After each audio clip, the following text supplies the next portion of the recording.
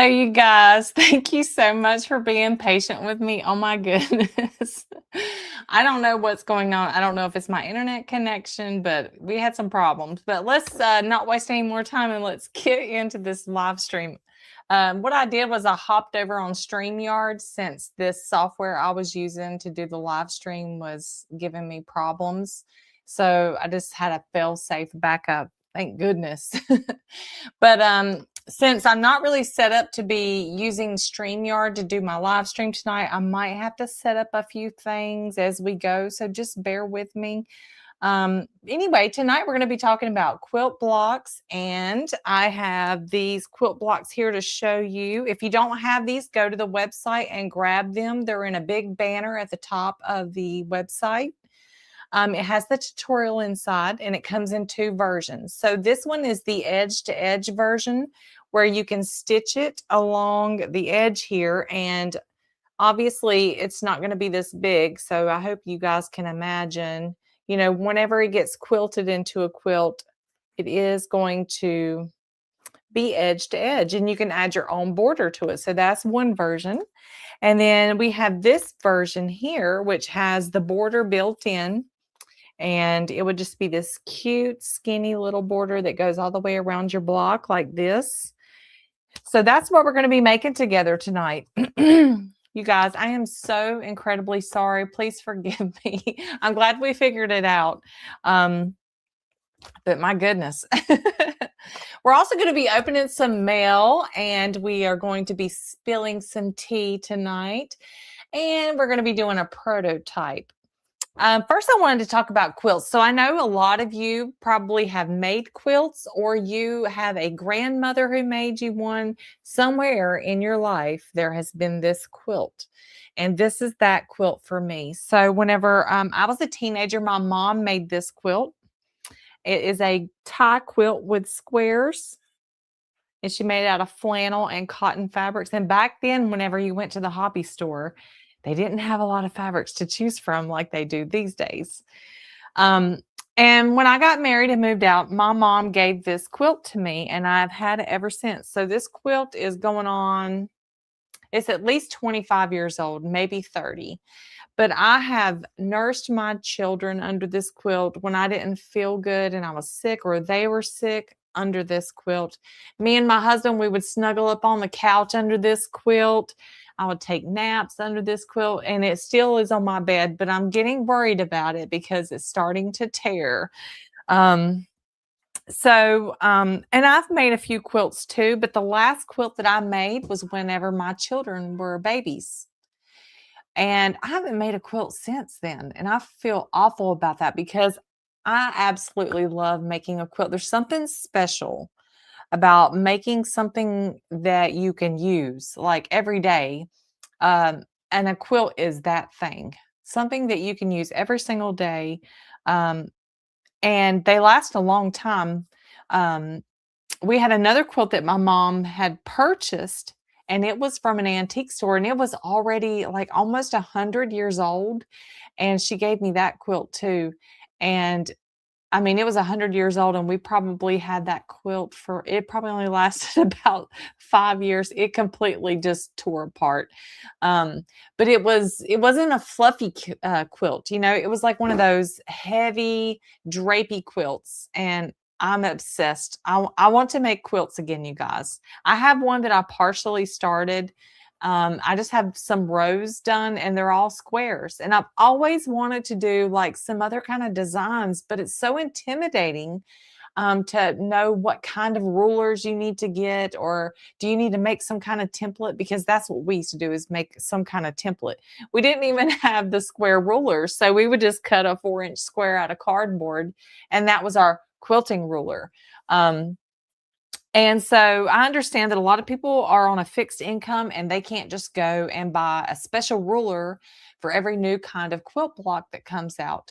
There is paper piecing, and that's where you do foundational paper piecing. You print the quilt block design on a piece of paper and it has the shapes, and you lay fabric and you stitch directly on the paper, but then you have to remove the paper.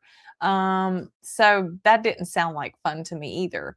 And this is not a new idea to make quilt blocks in the hoop. I'm just late to the game, you guys. But I'm getting back to my roots. I want to start quilting again. And you're going to notice that we have a lot of quilt blocks on the website. This one that I've made here is the most ornate one, and that's the one I decided to give you guys for free.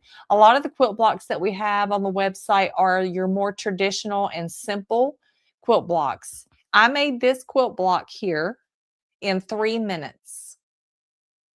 So all you're going to need is just some scraps of fabric. It took 3 minutes to make this once I stitched out the foundation shapes. I took a minute to make sure I had enough scraps to cover each of the sections, and then I just went to town. It took me 3 minutes. If I was making this with a sewing machine and a piece of paper, I don't think I can make it in 3 minutes, because now you're having to be really careful with where you're stitching. Like, are you even going to be able to see, the lines through? Like, I don't understand how foundation paper piecing works. But I know that this works, and that's why I wanted to bring you guys along the journey. I've shared Mom's quilt with you guys that she made for me. I love it. It's one of those heavy quilts. And if you have never done quilting at all, could you say so in the comments and let me know? Are you a complete newbie here? And what I have here, you guys, I don't have my overhead camera set up, so I'm going to get it in just a minute, so bear with me. But what I have here is I've stitched out the outline. I hope you guys can see it. It's just going to be a square on your stabilizer. I am using no show mesh stabilizer for these quilt blocks, and that way you don't have any tearaway stabilizer to remove at the end, which could damage your stitches. So just use a no-show mesh and go ahead and stitch the outline. Now you have a choice on how you want to create your quilt blocks. So you can go ahead and use batting in your hoop if you want to. I'm going to do that tonight. But you guys, I am a sucker for, like I said already, heavy quilts. I don't want the puffy quilts. I want the heavy, drapey quilts. And what I have found is flannel is my preferred method for that's what I use as batting in the quilts. And I think that's what Mom uses too. I don't use your warm and white quilt batting. I actually have some of that. Let me show you that. So a lot of people will use this, and that's fine to use too. It's very lightweight. It's organic cotton, and it's white, so it doesn't have that tan cast. If you're using white fabric, you could see like a beige batting underneath, but with this, it's white. I'm going to skip this, and I'm just going to use flannel because number one, it's cheap. So I was able to get a couple yards for just a few bucks. And so what I'm going to do here is I'm going to put my quilt block. Here's the quilt block. I'm just going to put this piece of flannel and cover the outline, and we're going to go to the machine and stitch the tack down. And hopefully while that's happening, I can get myself together here. I'm actually going to use a little bit of spray adhesive. You guys, I'm going to show you the top-down view. I'm really sorry. I'm going to get it. But let me go ahead and get started at least, because we have time to fix the things. All right. Here is that flannel.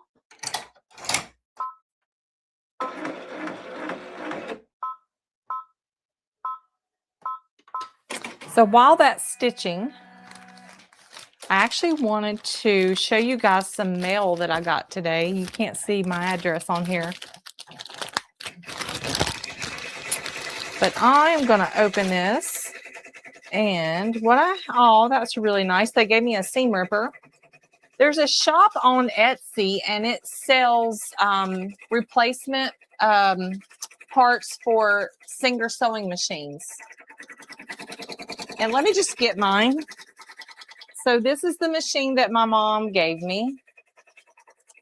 Let me guys show you the front. Now this machine works, and if I'm going to be doing quilting, I really would love to do it on this machine. I think it would make some good memories, you guys. But what I have here, right here on this is a Singer 301. And on this side over here, if I can see, oh yeah, it has a bobbin winder built in, but I'm missing the rubber wheel that goes on this bobbin winder. And I ordered a replacement from Etsy. And the reason why I got it from this shop, and I'll share the name of it here in a minute, it is called the Sewing Machine Repair Guy. And it's on Etsy. Maybe I'll put a link after the show. But look, they're purple. And they also have pink and green and yellow and white and brown and red. I mean, they have every color you could want. But I ordered a replacement from him because he had purple, which purple's my favorite color, you guys. So I'm going to install this while I'm doing this here. I have to do a few things to get my machine running. This is a sewing machine, obviously. And I know you guys aren't here for the sewing machine, but I just thought that this was the coolest thing. If I can get it on. I got it on. Okay. Now I have a cute little purple tire for my bobbin winder. And then it also came with a felt spool. I don't know what you call it. They go on the spool pin. So it keeps your thread from spinning. So I'm going to put that on here too.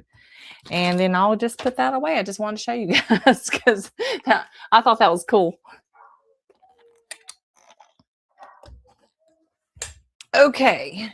We have our foundation outline done. Can everybody see it? Now, if you will give me just a second, I'm going to get this top-down camera working. I have to put on my nerd brain for a minute.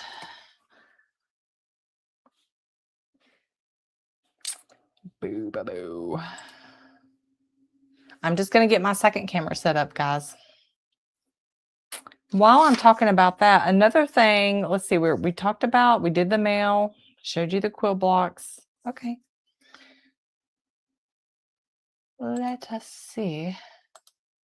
Another reason why I wanted to do a quilt is because my son is getting married. He's moving out next month, you guys.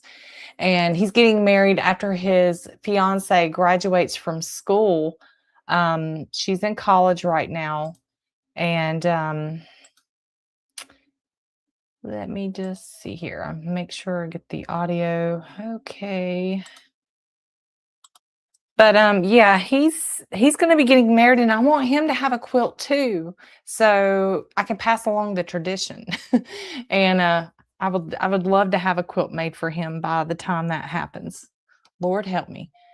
All right. So let me just check my camera here. You guys. Okay. Can you guys see this okay? Let me know that we are good. So let's see, Elizabeth, Cynthia and Elizabeth both have good questions here. They say, do you pre-wash your flannel and cotton fabrics? I am so lazy and I don't do this. I have to admit, I know it's so bad. But you should. So you really, really should. Let's see here. Guys, bear with me. I'm trying to figure. Okay. Sorry. I have to learn how to use this software again. But you really should wash your flannel fabrics and your cotton fabrics. But I'm too lazy to do it. So I just sew everything together, hope for the best. And as long as everything is cotton, when you throw it in the washing machine, I'm hoping that it all shrinks the same. But yeah. So I have an echo. Okay, hang on.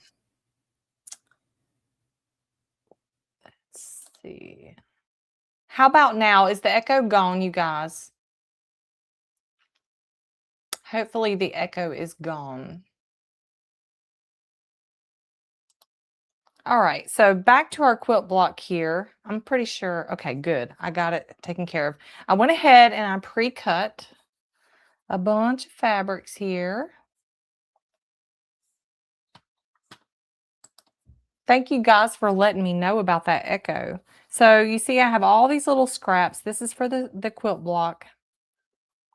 Okay, and I have 2 colors of yellow and I want to alternate them. So I'm going to put the lighter color over this middle right here, and I'm going to actually get a pencil and I'm going to write the number. So this is number 1. This is going to be number 2.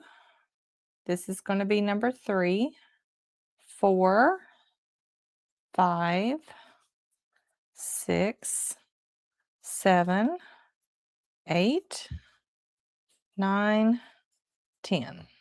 Okay, so we're going to start by, I'm just going to put the yellow right over. You don't have to cut it to size, just put it down like so.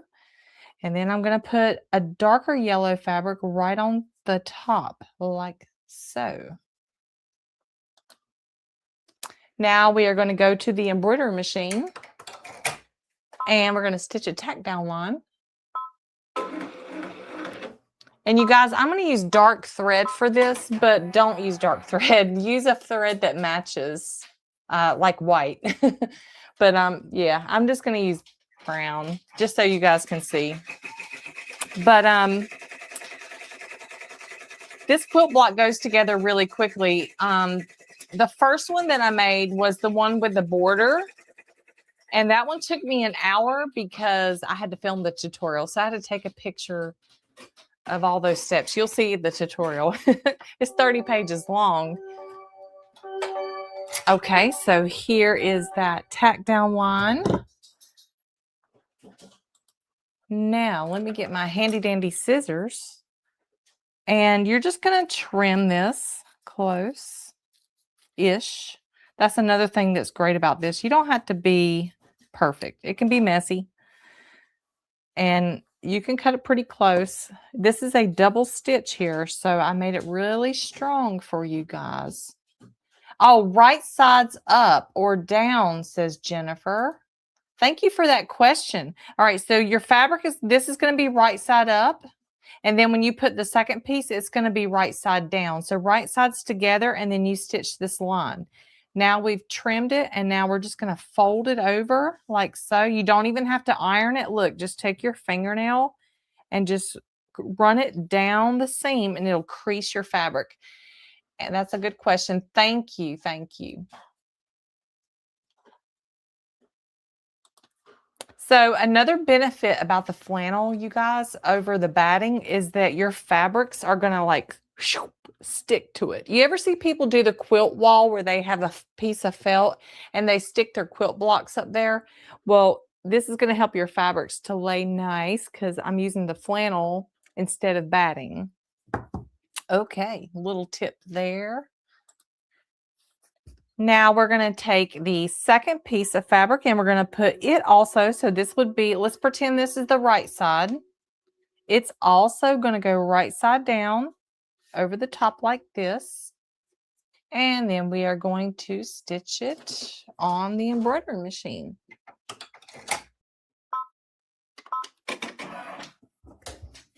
Let's take some questions here. I have probably missed so much. All right.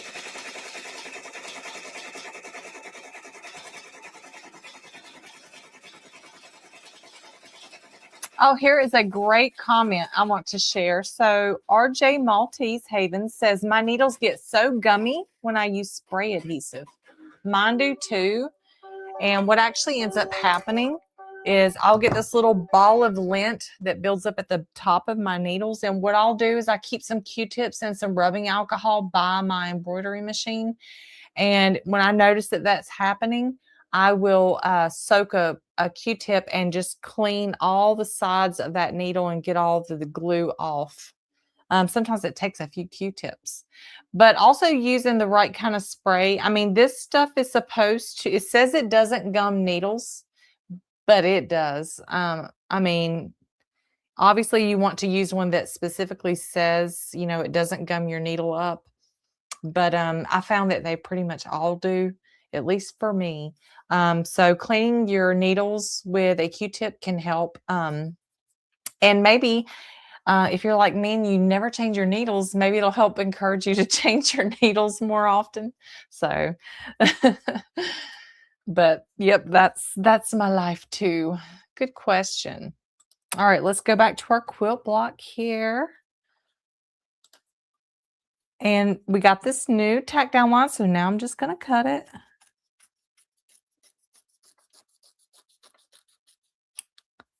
Cut away the excess like so. And now I'm going to unfold it and I'm going to crease it.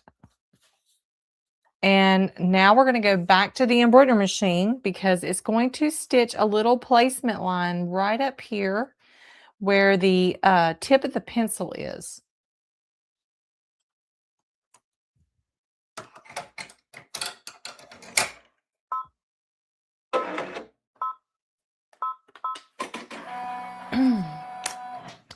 So I said I was going to spill some tea tonight. We're going to not literally spill any tea,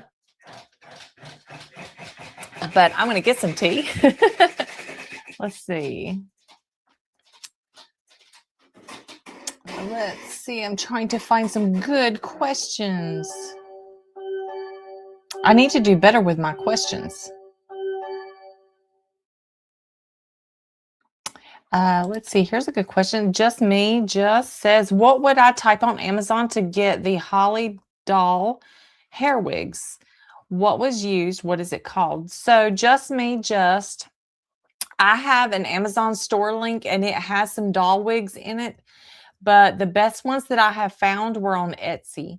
There is a few sellers on Etsy that sells like repair or replacement wigs for American Girl dolls, and those are really pretty and nice. They come in all kinds of colors and hairstyles, and they're really good quality. So I would look on Etsy and type in 18-inch doll wig and see what that comes up with. That's a good question. Thank you. A Teflon needle. I may have to try that. So Stacy says they actually make a needle that helps with the spray adhesive, and it's a Teflon needle. That is pretty awesome. I was looking at some sewing supplies the other day, you guys, and I saw that they make a self-threading needle. Like it has a notch in the side where the eye is. Let me discuss this and then we'll talk about that. All right, so now we're going to use a piece right here to go over this line. So this is, I hate to do this. Let's say that this is the right side of the fabric. I'm going to put a little R right there. This is the right side. You're going to place it right side down. And I just let it overlap the line about, I don't know, 3/8 of an inch or so. You don't have to measure anything. You just lay it down like that. Just make sure it's over this little line right here. You see the line? And you don't have to tape it. We're going to go back to the machine. But yeah, it had like a little cut in the side of the needle so that you just basically touch your thread to the needle and it goes into the groove and goes into the eye. So I mean, you can't use that on the embroidery machines, but it would work on this sewing machine that I've got down here. So I thought those were pretty cool.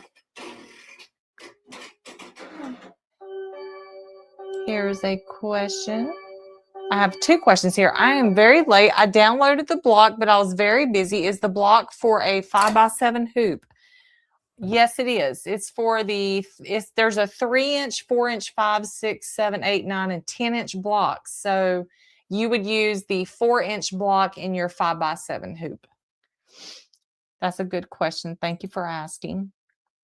And then Lori says, I'm going to answer Lori's question while we are trimming the fabric here. So she says, well, Do you recommend using painter's tape to hold fabric in place? You can definitely use that. I use Scotch tape, by the way, you guys. I stitched the tack down line, and I'm just going to trim this. I just use the Scotch tape like you use for wrapping presents, but someone on here, they said that the painter's tape, I think she said not the blue one, but the green one. She was talking about a specific color, and she said it works really good at holding the fabric in place. That's a good question. Thank you, Lori.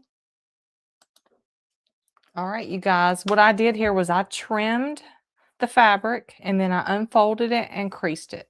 Now we're going to stitch the next one. So back to the machine.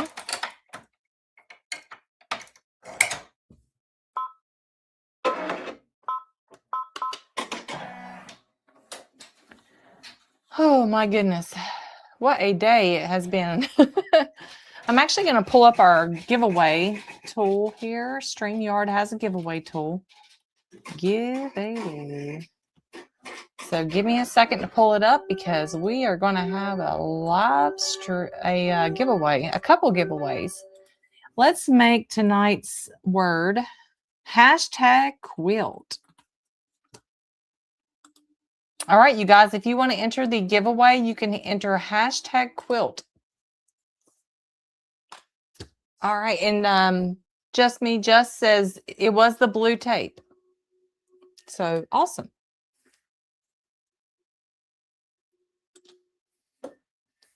All right, you guys, here is that next line. So now we are going to need the lead of the pencil. So I have this cute little black fabric. This is the first one that has a print on it. We're going to place it right side down, overlapping that line about 1/4 or 3/8 of an inch, 1/2 an inch, whatever, you know. You don't have to measure perfectly. So right sides down like that. And then we're going to go back to the machine.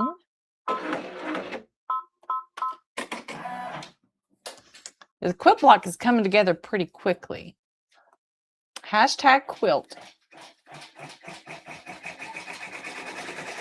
Yep, everybody enter #quilt. We'll have a giveaway in just a minute. We're going to finish the one end of the pencil. And then before we go to the other end of the pencil, we will have that giveaway. All right, I'll show you guys what I'm doing here. Here is that next tack down line. It's kind of hard to see, you guys, because I'm using brown thread, but right there it is. I'm just going to grab and trim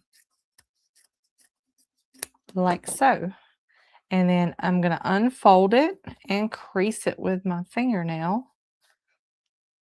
I am so excited, you guys, for all the new quilt blocks that I'm going to get to make. It's like, I remember when I first started Planet Applique, me and my husband, the world was my oyster. I had, you know, all the ideas, right? I haven't made any designs. So I got to make a cat for the first time, a pumpkin, Halloween designs.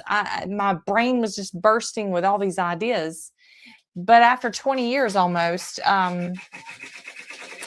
it starts to wear on you. You start to struggle to find ideas. So having these quilt blocks gives me a lot, some new material to work with, a new direction to go. And it's very popular, you guys. I'm not the only digitizer that's doing quilt blocks. So like I said, I'm not going to stand here and lie to you and say that I'm coming out with something new, because I'm not. But it's new to me. And I'm excited for what the future holds, because I cannot wait to think of, I mean, I can just picture in my head all the Halloween designs. I actually have a bunch of Halloween designs, quilt blocks already designed. I have a kitty cat, a pumpkin. Here's this line right here, you guys. So this line, we need to do the little silver band on the pencil. So I'm using this gingham gray fabric. I'm going to place it right side down, overlapping the line. Let me show you this so you can see the line here. I actually want to be careful because it does have a print direction. I want to make sure it's kind of even on the one, so when I unfold it, it doesn't look wonky. All right, back to the machine.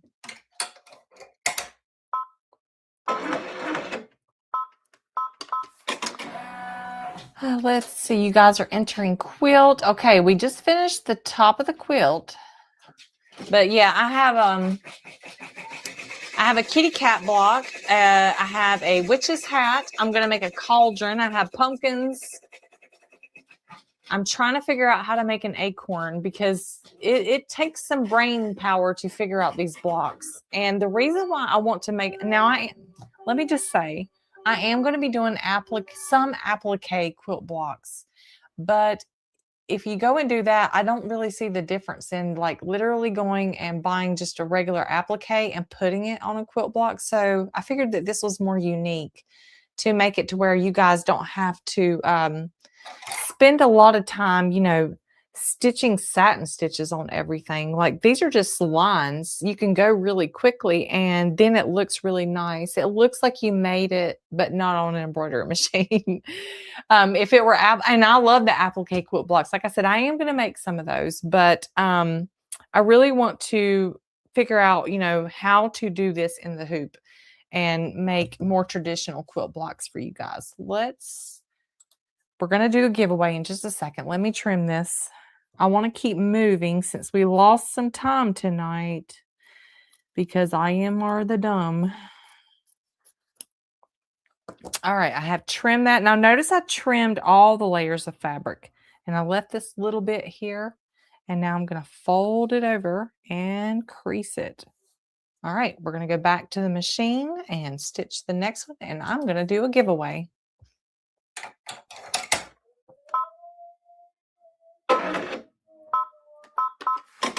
Okay, now you guys, let me pull up my giveaway and make sure I got the right camera. Hang on. Okay. Let's see. All right. You guys, when I do the giveaway, it's going to have my crazy camera view that I got. Just go with it. Okay, you guys. So let me pull up the giveaway. Nope, that's the wrong one. Hang on. Okay, here we go.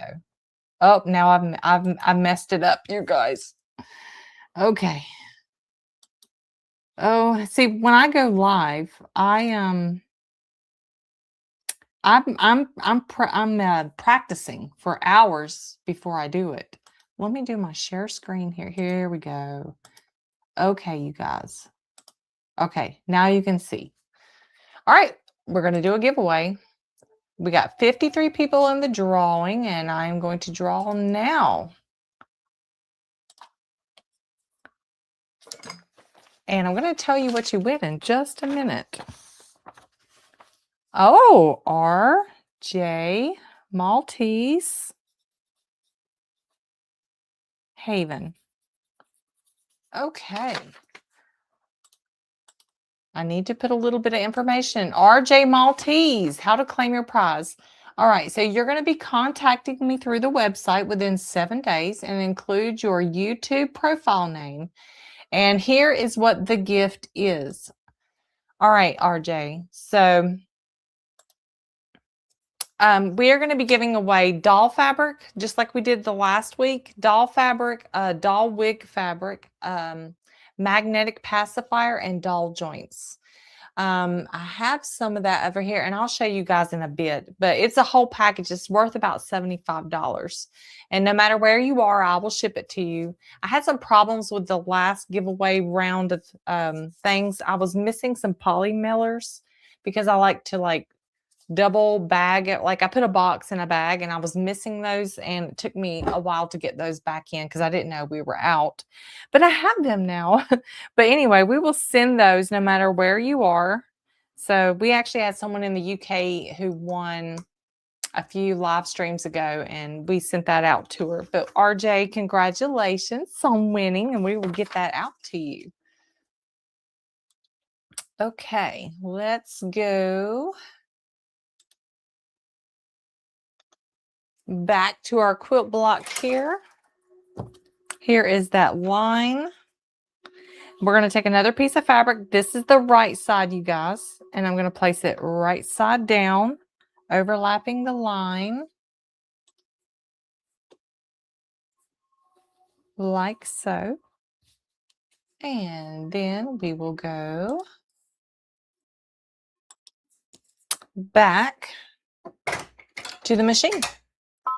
All right, guys. We're going to finish this quilt block, and then I'm going to spill some tea. Let's answer some questions. Does anybody have any questions? Yes, RJ. I think one of the things that is hard for everyone to start a new project is, oh, I got to order supplies to make this thing. So, yes, you are right. And I'm glad that, you know, having the fabrics and stuff that you need will motivate you to make something beautiful. I cannot wait to see what you make with it. All right, we have that tack down line. I'm going to trim this really quickly. All right, we're going to unfold it and crease it. You see how this is coming together so nicely and everything is perfect, even if you don't sew very well, you guys. Everything is, it looks like you are an expert seamstress. That's what's so amazing about this. We're going to go back to the machine and stitch the next line, which is going to be right here. All right. Back to the machine.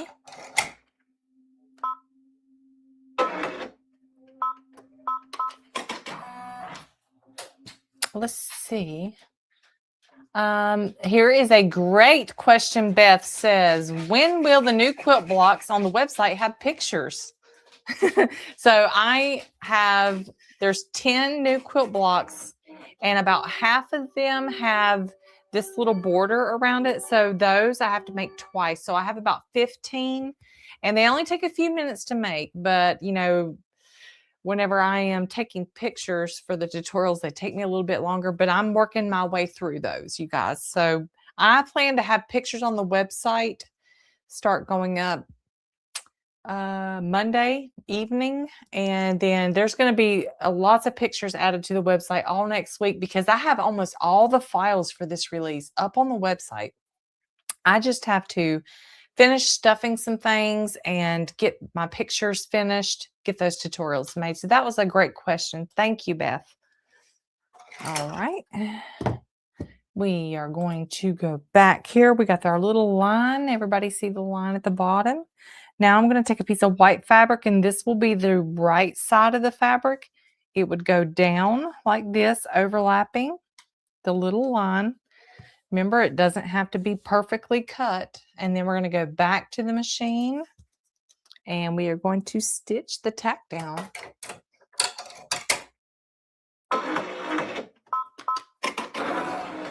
Okay. We just have a few more pieces of fabric, and we're going to be done with this hoop, with this pencil block. So Gretchen says, Gretchen, let me make sure I get this right. Gretchen Bradle. She says, where can I buy doll body fabric? A great place to get it. We sell it, but I was saying in a previous live stream, we really need to get our inventory right. And we usually will do a few sales of the fabric. Like we'll run a sale and we'll be open to taking orders. But I don't like to take a lot of orders at once, because it takes a really long time to package those orders. And I don't want customers waiting a week to get the packages even shipped. So we only take about 100 orders at a time, a couple times a year. And that allows us to get everything out as fast as we humanly can. But other than that, you can go on Etsy, and there's a lot of people who sell the fabric on Etsy. You can probably even find one in your country if you are not in the United States. It's called DeWitt Engle, DeWittTe Engle. It basically is Dutch for the white angel, I believe is what that name, or what it's called. It's by Meaningful Crafts. And it's made in the Netherlands. It's a very high quality fabric. You can also get doll fabric from Weir Crafts. Weir. It's hard to say. Weir Crafts with a W. And that's a US based company, and their doll jersey is not as good quality, but it's passable. And they have a premium doll fabric, and it's nice too, and it's easier to get, and it is cheaper. So that's another option. Let's see here if I got any other questions. If I did not answer your question, please feel free to re-ask the question. All right, let's see what is next with this block. We have a little line right here, so the machine stitched that, and now I'm just going to trim it like so, and we're going to unfold it and crease that. All right. Now we are going to go back to the machine.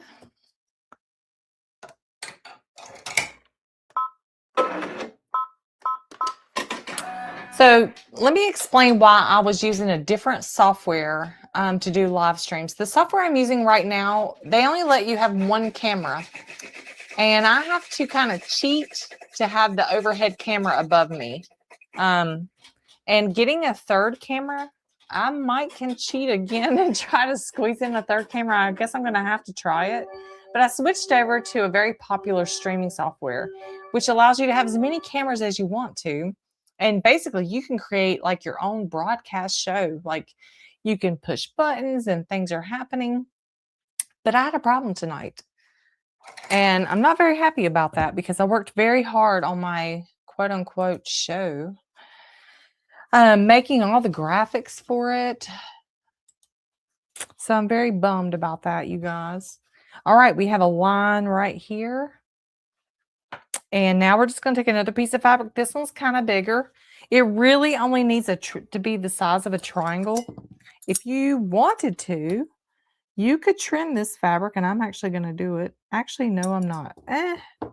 I'm just going to trim it like yay much. So if you had a scrap of, and you could save these for more quilt blocks. So this would be the right side. We flip it right side down. And I just want to make sure that, you know, where your quilt block is coming way over here. So we want to make sure we got enough. Yep, we do. Let me show you. It's overlapping the line.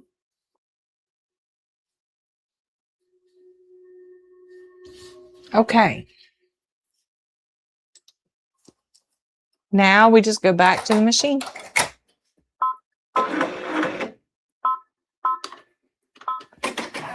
Now, if you guys are making this, you don't have to take your hoop off the machine every time. You could just you could lay your fabric while the hoop is still on the machine and go even faster. See, Elizabeth has a good question. Elizabeth says, this block is a lot of foundation paper piecing in that you sew piece by piece to a paper template. It is, Elizabeth. It is very much like that, with the benefit of it being done by the embroidery machine. So you don't have to worry about, you know, your lines being so perfect. And then you are stitching on the cutaway stabilizer that's very thin and soft. So you don't have to tear the paper away. But here is our next line. That's a good comment that you made. I have never done traditional foundation paper piecing. It is just so amazing to me, all the things that you can do with embroidery machines. You can make lace, stuffed animals. You can obviously monogram things like crazy. All right, I'm just trimming through all the layers of fabric like so. And now I'm going to unfold it and smooth and crease it with my nail. And we're going to go to the machine and it's going to do the same thing on this side.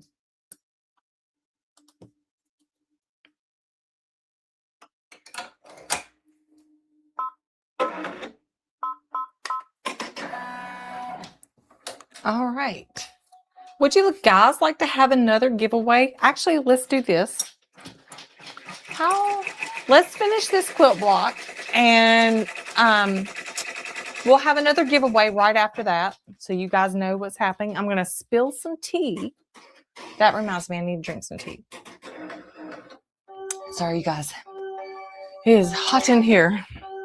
Here is our next line. Uh-oh, looks like my bobbin might be almost, what is going on here? My machine has done something. It didn't trim the bobbin very well that time. Let me make sure I'm not about to run out of thread. No, it looks okay. Okay. Not sure what happened there. It didn't cut the bobbin. All right, here's the next line. Here is our next piece of fabric. Let's pretend this is the right side. I'm just going to place it right side down. I'm overlapping the line by about 3/8 of an inch again. This is the last piece of fabric for this hooping. And we are almost done.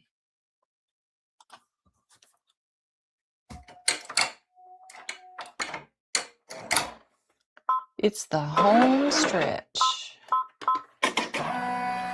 So this version of the block, you guys, we're not doing this one. So we're making this one right here, the big one. But if you are making this one, you would just keep going. Let me make sure I'm holding it right.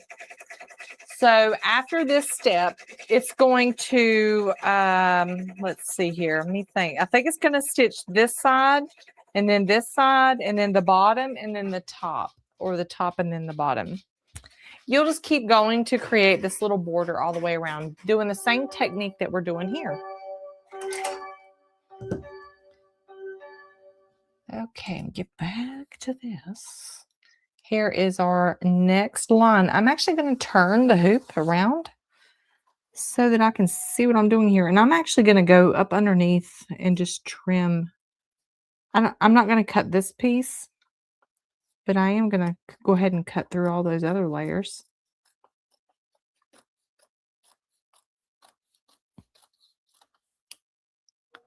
All right, everybody's entering the giveaway. All right, let's turn this block around. You see how I trimmed it? So easy, you guys. This, like I said, this particular block right here, the one without the border, 3 minutes. I timed myself because I made it more than once. All right, now the block is quote unquote done. But let me say something. There is one more thing in the file. It is an outside line that's going to stitch all the way around the box.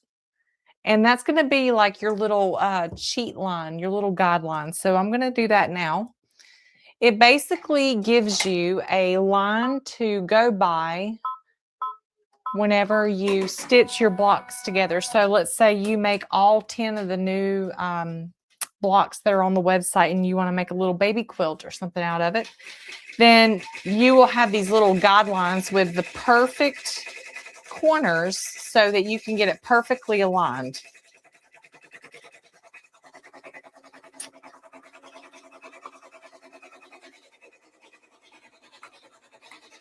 Sorry, you guys, I had to get my rotary cutter because we're going to need that in just a minute.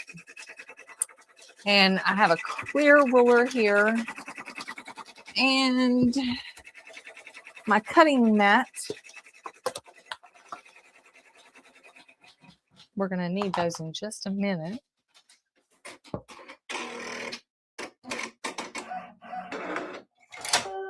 Okay, now let me get you guys so you can see what I'm doing here. Now the block is done. So we have all this excess fabric. And then underneath we have, you know, our felt. You could do this two ways. You could use a pair of scissors, like your little angled scissors, and you could cut right now to remove that while it's in the hoop. It's basically holding it for you. You could pull it back like this and then come in here and cut it really close. That's kind of tedious. So now that we have it all, we're going to remove it from the hoop. like so. And you should have something that looks like this. Now, Becky with Power Tools with Thread, I watched her the other day. She was said to put your ruler up against it like this and then lay it down like so. And this is how she says to trim it. So you could try it that way. I am so clumsy, I would probably chop my head off if I did that. Like, these rotary cutters scare me to pieces, so I'm just going to use scissors because I'm a scaredy cat. And I'm not going to cut that point. I'm just cutting the flannel and the excess stabilizer. So I just come over here, rub it all back over. Boy, I don't know if you guys can hear Sansa right now. She has been howling the whole time I have been back here. She misses her mommy. Just get it as close as you can. It don't have to be perfect because no one's going to see this part.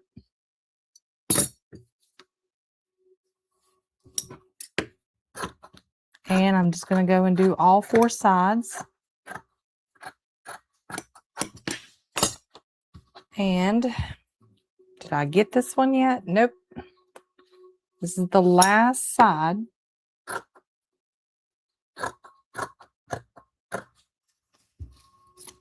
You guys, if you know of a better way to do that, you let me know. Okay, now I'm going to stand up for this next step. Like I said, I'm terrified of the rotary cutter. I always worry I'm going to chop my own head off.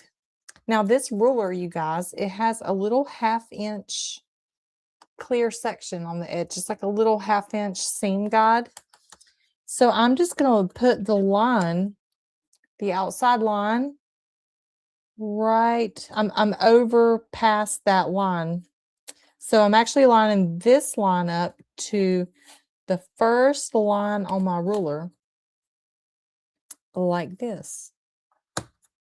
And then Becky with Power Tools, she says to point straight down when you cut.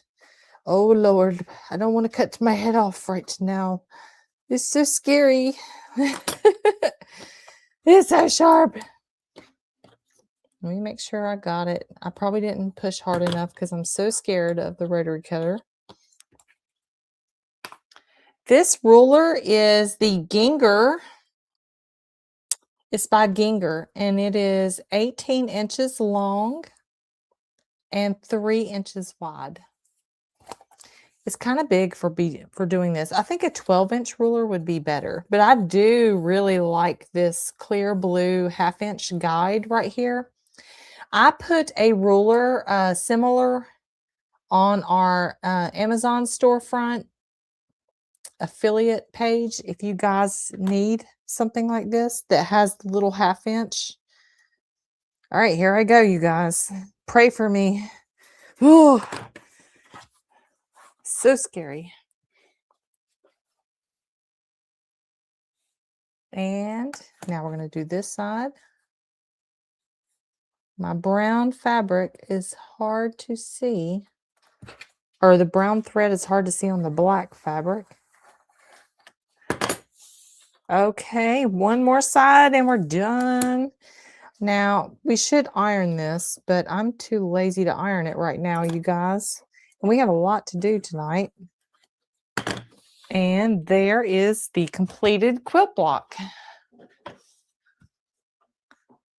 All done. Let's put away the blade of death before I chop my head off. And here is the completed block. I just want to show you guys how cute this could be. Okay, picture this with me. Okay. Huh? Yes. Can you see it?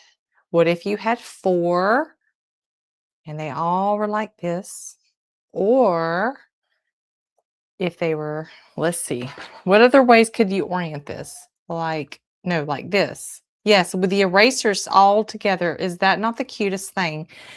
You could make a teacher like a mat for her desk. I know back to school is coming up. You could do like a little hot pad. You could make this into a hot pad for a teacher gift. Um, you could do a trivet, which is a hot pad. Sorry, you guys. My brain don't work. What else could you make? Obviously, you could do the hangings. You could embroider on this, like the teacher's name. It could be a mug rug. You could do a table runner. I have more back to school block designs, but I'm kind of holding off on those right now. But you can see how you could piece these together to create a very cute pattern, like a little mini quilt, even just with 4 blocks. So I have 2 here. So you can imagine if you had 4, what that would look like. It'd be very cute. And then just to connect them, you guys, you have this outer line that goes all the way around your block, and you are just going to pin them together. Like literally use a straight pin. That's what I do. And you would just go into the corner of your block like so, right? Actually, you want to do it from this side. And this is how you could get the absolute perfect placement. Yes. And once you get those 2 corners and they're perfectly placed, you could clip it with a binder clip. And then you would do the other side, and then you would sew it on your sewing machine. Now, when you sew it on the sewing machine, you want to stitch just on the inside of the box. So this square here. You don't want to stitch directly on the line. You want to stitch like a hair past the line on the inside of the block. But yep, that is our quilt block. Now, let's talk about some exciting stuff. And then we're going to get into our prototyping. Okay. Oh, there's a question I want to answer. So Cordero, she says the summer set clothing set will not come with the pass, and for what kind of doll, please? All right. So the summer clothing set that we have, I still need to make it, but it is for all of our animal type of dolls. So like if you look at the website and you see the long-legged, long-armed animal dolls that are made out of linen, like our ladybug was, I think, the last one that I made. Well, it's going to fit all of those dolls as well as the darling dolls. And it is included with those dolls already, so you don't have to buy it. So if you're going to, my nose is just so bad. Sorry, you guys. If you're going to get the release items like the lion and the elephant, those clothing items are going to come already with those animals. But if you don't want the lion or the elephant and you don't really want to participate in this release, you'll be able to purchase that clothing set for your other dolls that you already have. I hope that makes sense. That was a good question. Thank you.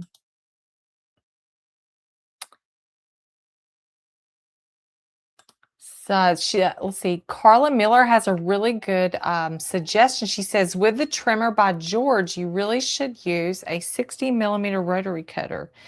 Yes, this must be the 45, isn't it? Yeah.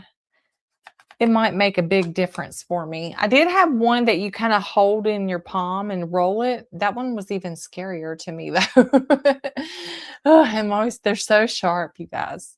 All right, let's talk some fun stuff. I need to lean over here, so hang on one second.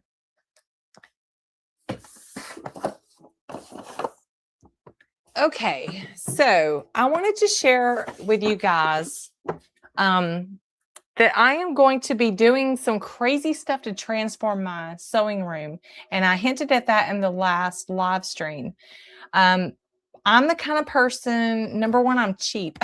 So I want to spend the least amount of money as I possibly can to do this. So a lot of the stuff I'm going to be making myself, but I need a plan because I'm a planner. I like to draw and plan things. And so I made a miniature model of this craft room and I used my 3D printer. Let me just show you what I've done.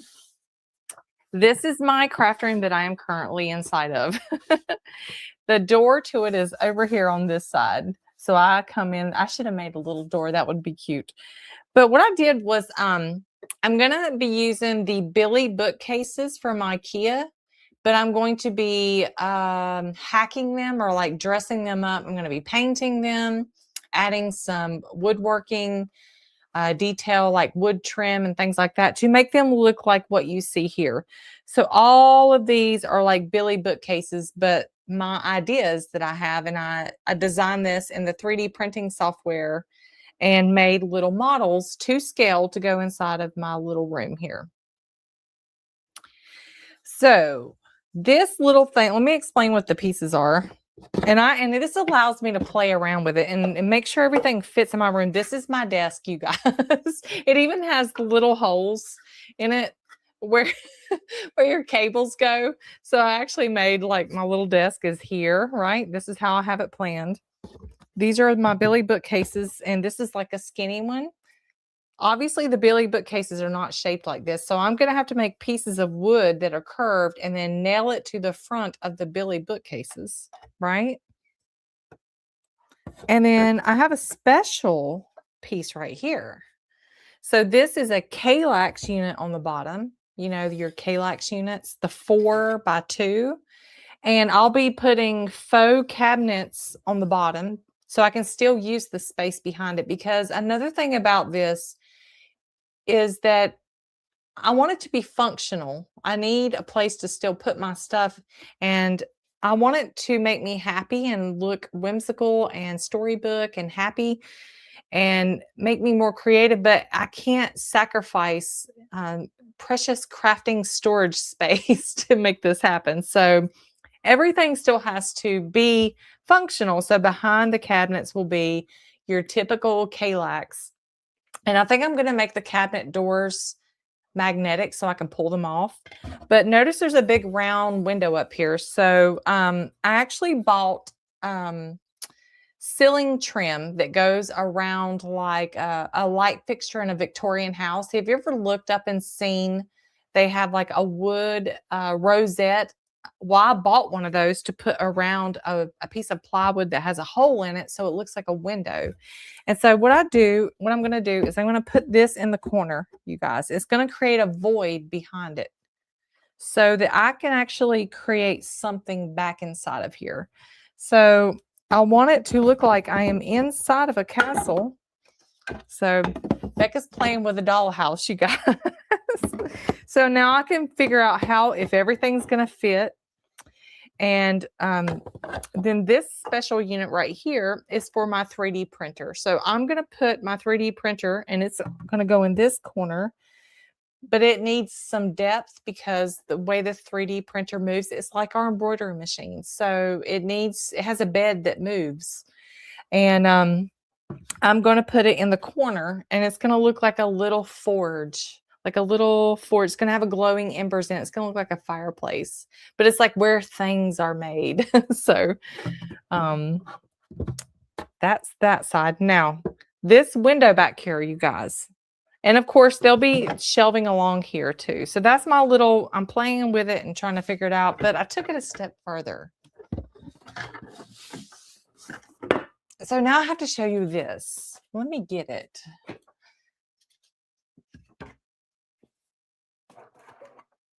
All right, so remember the round window that we talked about? I'm going to be pushing that into a corner to create, you know, the void, right? So pretend that this is the round window, and I made the corner. So I've 3D printed this. Let me put this where you guys can see. I might have to back up. Here we go. And so now I get to use this to create my idea of what I want to be the view behind my little window. So I'm going to have about 5 feet of space. And I figured I'm going to actually 3D print a castle and make a diorama. And I really want to do the Disney Cinderella castle at Disney World. And I found a a Facebook group where this man, he made a model of Cinderella's castle at Disney World, and it's 3 foot tall. And it's about 3,000 hours of printing. And I am on lesson 14. So he only gives it to you one lesson at a time and it's free. But I've been printing it and I'm about halfway now.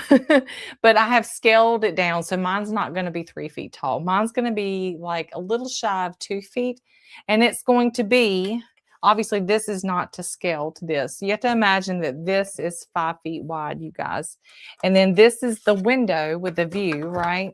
So behind me in that corner back there is you're going to see this little window and there's going to be LED lights. I'm going to paint a sky and I am going to put, I did this smaller castle just to play with because I'm going to put mirrors in here, like I said, to make it look an infinite, like the illusion that it's got depth to it.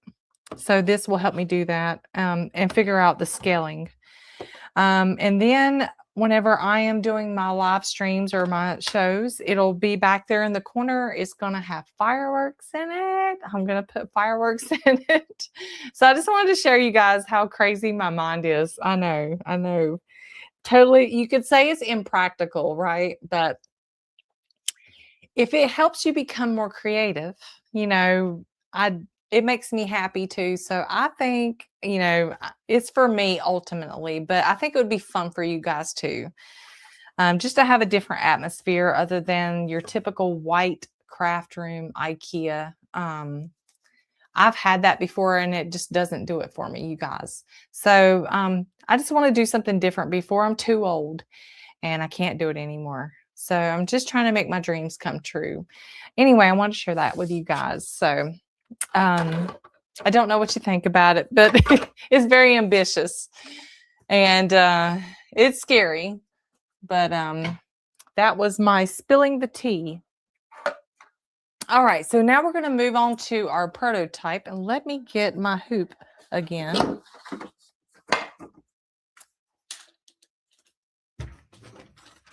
I wish I could say that that was the extent of my crazy ideas I have for this midnight embroidery show, but I got some ideas, you guys. You've already heard about my embroidery hoop idea, I'm sure. All right, let's get another piece of stabilizer. And what I'm going to be prototyping tonight, this is how I work. I'm making the elephant. So Eden the elephant, I really need to prototype her, you guys, because she has a 3D head because she has a trunk. And I have not done this with fabric yet, like cotton fabric. So I need to make sure that I'm making it properly. So I definitely need to test her. So let me pull up my file here. It's just going to take me just a second.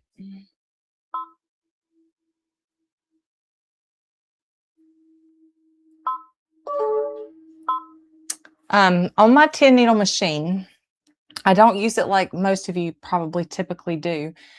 When you're doing monograms and embroidery and you load a design into the machine is not going to stop with each color. So let's say you're stitching a wreath of flowers and that digitizer has grouped all the pink flowers together, all the yellow flowers, and the machine is going to stitch through the colors of the whole design when you press start. But whenever you are doing in the hoop stuff, you need the machine to stop after every color because you often have something you need to do. So that's what I'm going to do right now is I'm going to add a stop after each color. I wish I could show you. That's why I set up a third camera this evening, but I'm going to go ahead and do that. So just give me 1 second.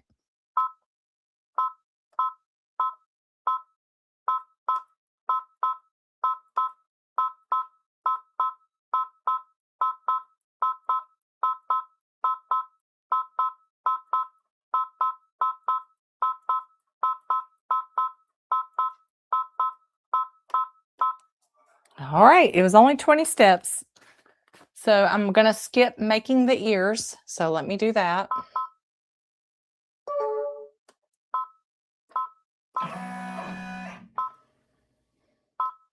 And we're going to go straight to making the face. All right, let me get the hoop on the machine. All right, let's do a giveaway. So everybody, I know it's a lot of pressing buttons, Susan. So Susan Ashworth, she said, that's a lot of button pressing. I know.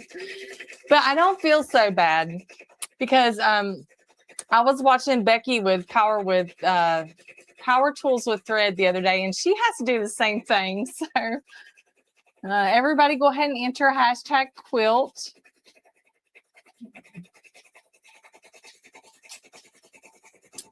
Let's see.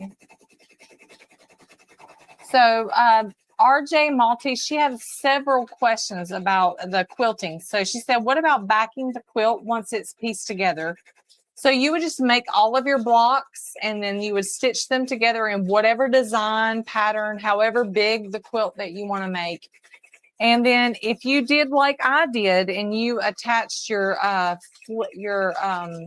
flannel, you know, whenever I was making this hoop design, I put the flannel as part of my quilt block.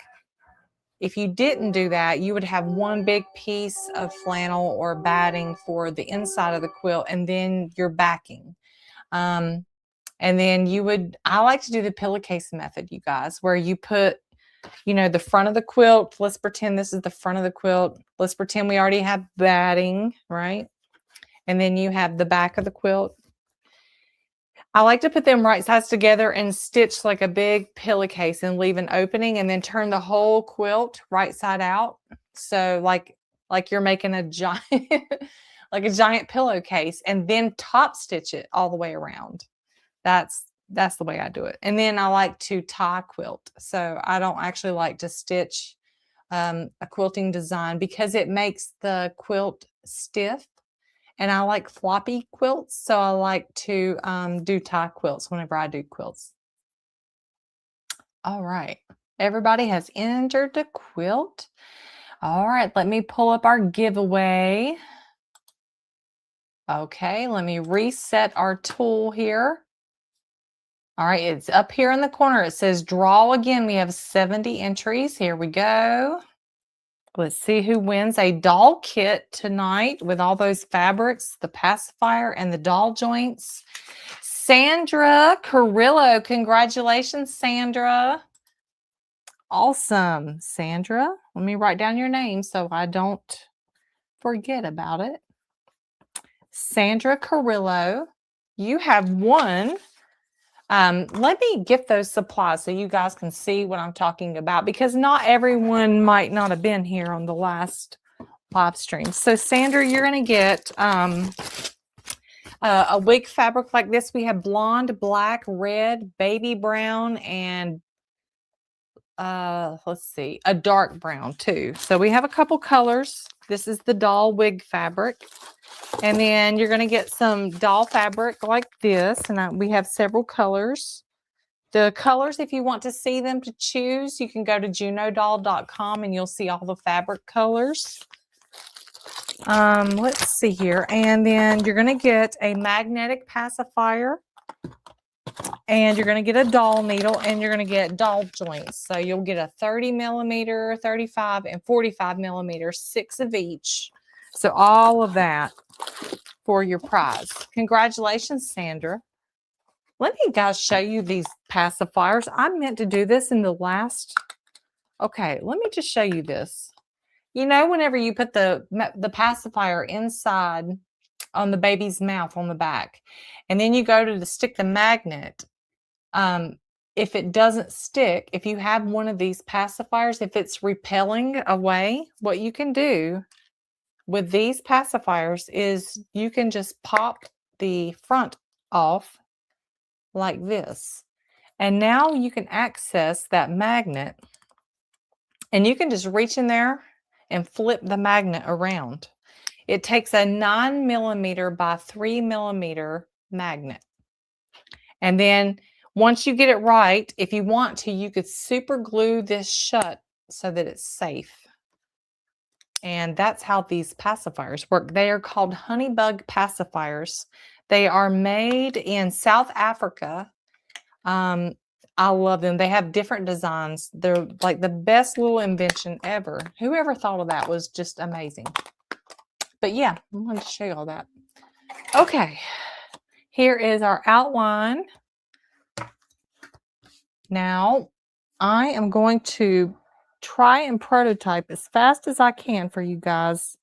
Let me pick a fabric. Let's just pick this yellow fabric. I have so many pieces of yellow fabric. What is on this? Oh, it's just lint. All right, this is the back body. So I'm just going to cut. Let me put you guys down. This will kind of also show you how these dolls are made. Can you go full screen? Am I full screen? Oh, now I am. Sorry, you guys. I'm so sorry. The pacifier. Let me go back to that and show you again. I'm so sorry. Let me show you the pacifier again. You've already heard the explanation. Now just let me show you. Matter of fact, why don't we just do this? All right, here's the pacifier. The front pops off. And now you can just reach inside and grab the magnet, and you can just take it out and turn it around until it is attracting to the doll's mouth. Hopefully you can see that. It fits very tight. And then you just snap this back on. Honey bug pacifier. Okay, here is the back panel to the elephant. I'm going to cut 2 pieces of fabric. Within the hoop stuff, I don't really measure anything. I just kind of go with the flow. All right, so I have 2 pieces of fabric here. I'm going to put them overlapping this line. I'm not going to do, there is a tail that goes with the elephant, but since I'm prototyping, I'm going to skip the tail because I want to get the shape of this elephant as fast as I can. Because if I make the whole elephant for real, you guys, I waste a lot of fabric and a lot of time. And it's not a good day. So here's what we look like. It's going to be right sides together. Flying through it. You guys have any questions, please ask. Let's see here. Let's see. I'm trying to look back at you guys' comments and see if I missed any. If you remember, if you asked a question earlier and I didn't answer it, it's okay to ask again.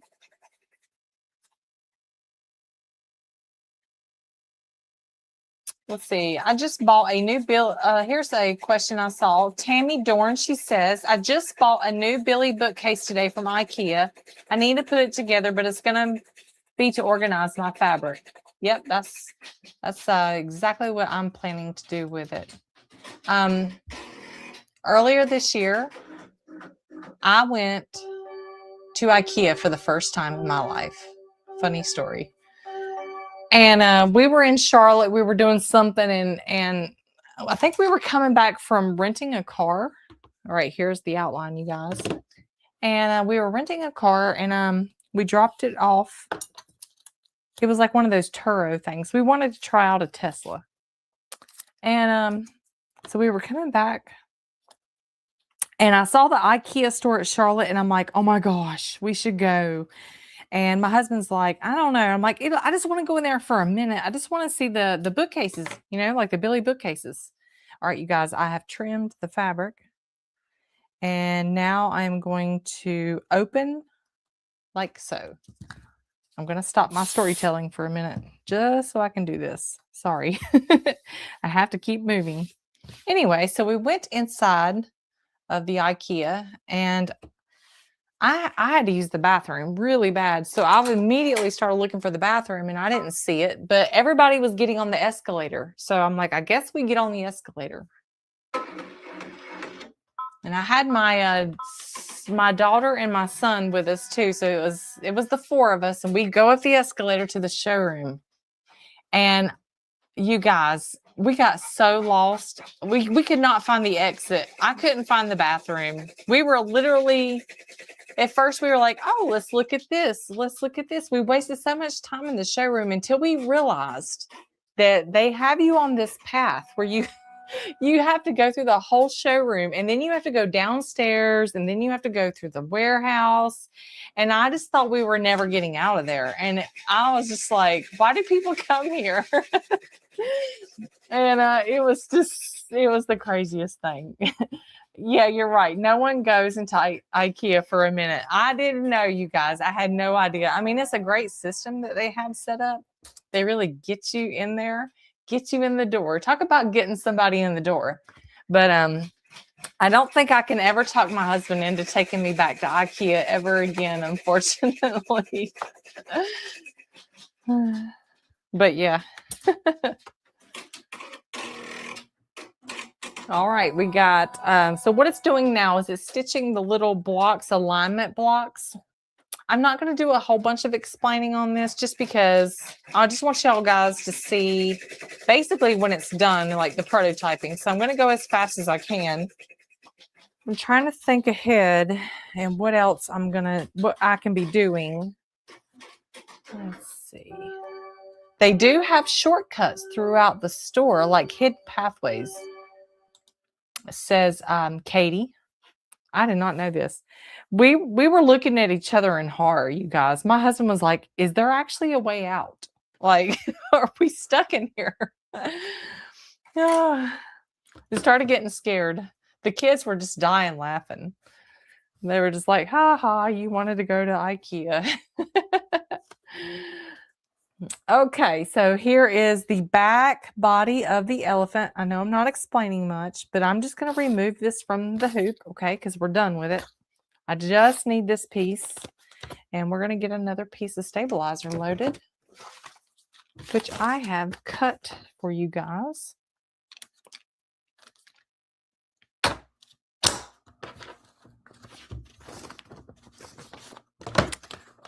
Just getting this stabilizer stretched out.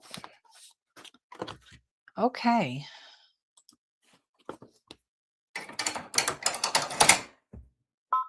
Now, the next thing we have to do is I have to make the face. That's the big thing I'm testing right now, is the face.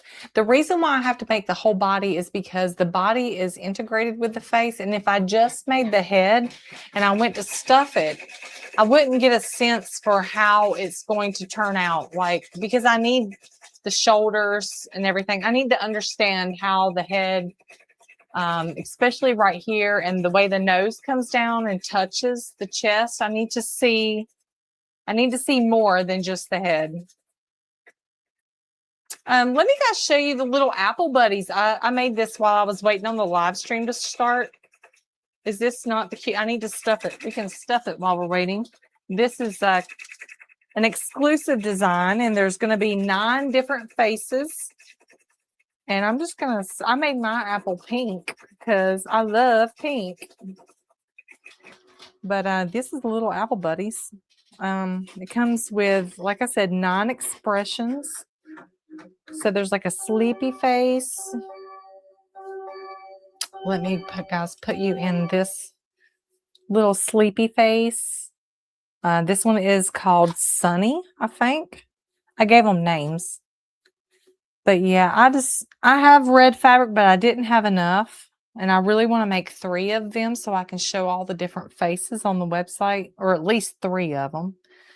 3 of my favorite faces. But these would be amazing gifts for teachers. All the teachers, or even classmates. They're pretty easy to make, you guys. Just one hooping. But I'm just going to stuff it a little bit. Let me get these comments off the screen. All right. How does that look?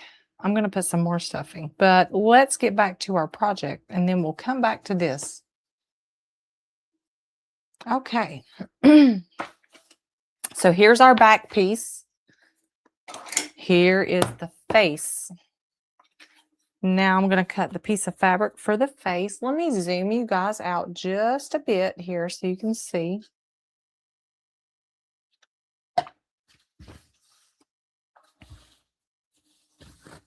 All right. Like I said, I just kind of fly by the seat of my pants whenever I'm cutting fabric for in the hoop stuff. But I know, let me turn this so I can figure it out. I got to get the height first. So I'm just going to go into it like this. And then the fabric needs to be this wide. So if you notice, there's a skinny section over here. I need the fabric to be twice as wide as this. So I'm just going to check that, and it is.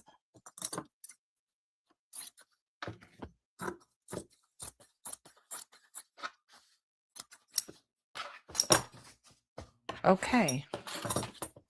I cut 2 pieces. I shouldn't have done that, but I will find a use for it. All right, let me get my hoop turned back around the right way. So what I'm going to do is I'm going to put some stabilizer spray. I'm going to take the fabric, fold it right sides together, and I'm going to let it touch the line. It don't have to be perfect. And then I'm going to unfold that. And I always like to tape it as well.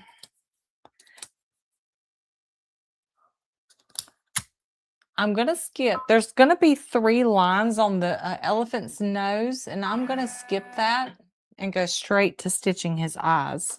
These eyes are, I'm just going to stitch just the black part of the eye because I just need to know where the eye is located. Did I put it in the right spot whenever I made, good grief, where is my mouse? Sorry, you guys. I just need to know that I got the eyes in the proper place. They may need to be moved in, so that's why it's important whenever I am prototyping to stitch them.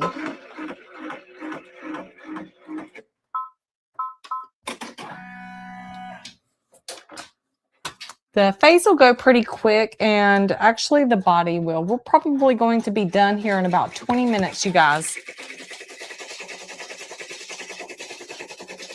Let's look at some comments here.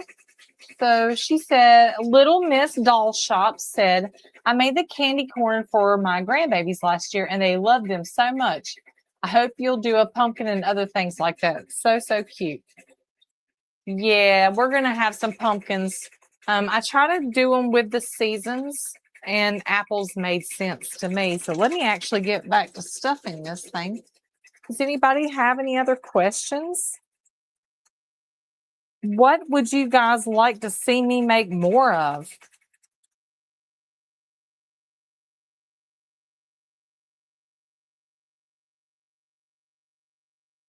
Just going to get this stuff.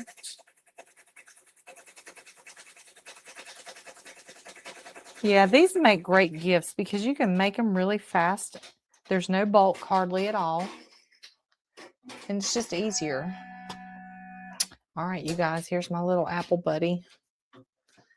And when I'm prototyping, I'm doing multiple things at once. So I'm stuffing one thing and cutting materials for another. It's a lot of work.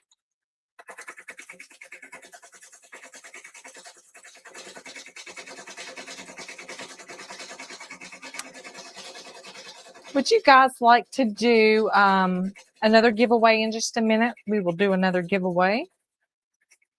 Cordero says, she says, an elf for Christmas, like the one that's retired. I actually have an elf planned for this year. So it's going to be, I am all about, I hate when people copy other people. I'm a big stickler for leaving, IP alone. You know what I'm saying? Like, don't make Disney stuff and sell it. Design your own things. I'm against AI artwork when it comes to, someone trying to quickly make a bunch of designs, like embroidery designs or sewing patterns or clip art, and pass it off as hard work that they have done to make a quick buck off of you. I just don't know if AI will ever be able to do embroidery designs, but it might. And so where was I going with this? Oh, the elf on the shelf. So I would like to make an elf that is like that, but my own design, completely, my own shapes and my own faces and all that. But something I personally think they're a little creepy, so I wouldn't want to copy them anyway. But I'm inspired by them. I just think we need an elf kind of like that. But those retired elves that we had from a few years back have been very well loved. I've had a lot of people ask about them. All right, you guys, I think I'm happy with my little apple. What do you guys think? Is he not the cutest? I think the shape, this is my first time stitching it, so it's kind of a prototype as well. It looks like it's the right shape. So, and this can be made out of cotton fabric, or you could make it out of minky. So I just have to stitch the side shut, and I gave it a cute little floral leaf, just a different look. You know what I mean? Here are the eyes to our little elephant. All right, so let's see. There's actually one more line I want to stitch. Oh. Let's do a giveaway. Everybody do / or hashtag quilt. So Leela Abate, let me make sure I say this right. Leela Abate, she says, is the apple available on the website? It is the, inside of the exclusive Snuggle Safari bonus. So the files are already there. You guys can already go get it and make it if you want to. All you do is put a piece of fabric down, stitch the face. You'll make the leaf and the stem first, actually, and then you'll just put them on top of the shape of your apple and get it sandwiched in the seam. You can make them. They're really easy. They're made just like our other little small plushies like that. Part of another thing that is included in that Safari bonus is we have, let me think. What else did I? Oh, we have a crayon zipper pouch that's in there that I finished working on today. I'm just going to peel up. I stitched this line and I got the eyes, you guys. So I'm just going to peel this up and over. It's going to catch on that, and the eyes are going to be perfectly aligned. They are. But yeah, the Apple Buddies are in the exclusive. So you'll get them for free. And they are a special bonus if you shop during the release only. If you wait until the release is over, they won't be available anymore. But there's quite a few things in the exclusive this time. I can't even remember them all. All right, you guys. I have folded this over.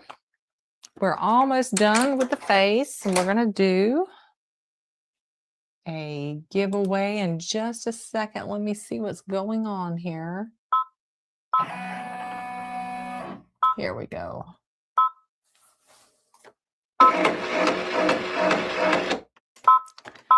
This is the critical part. I need to see how this goes. All right, now back to our giveaway.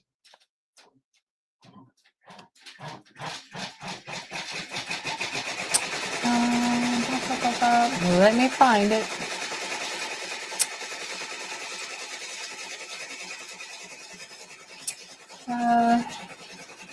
See. Here we go. Okay. I'm just going to do it full screen for you guys. We got 80 people in the drawing. Sandra was our last winner. Let's draw again.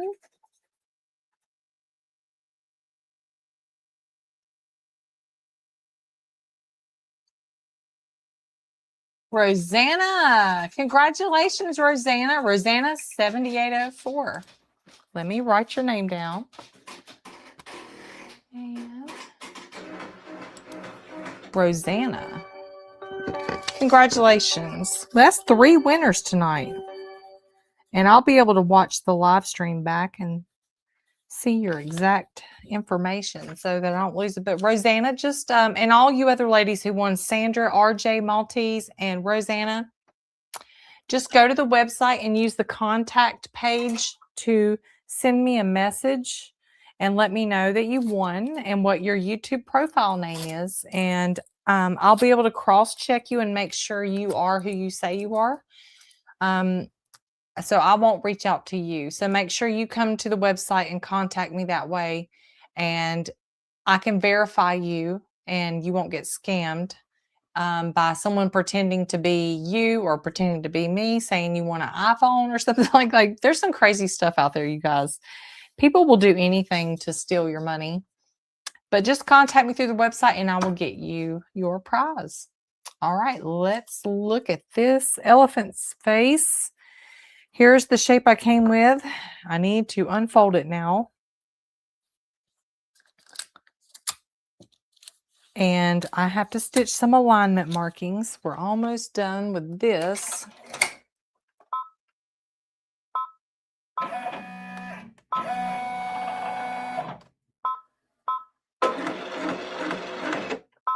Whenever I'm prototyping, I often find other problems that I have done to the design. I got some things out of order, so I'll know to go back to the design and fix those things. I usually keep a notepad and I write down the things that are wrong so that I can get everything done in the next go round to save time. But prototyping is a lot of fun because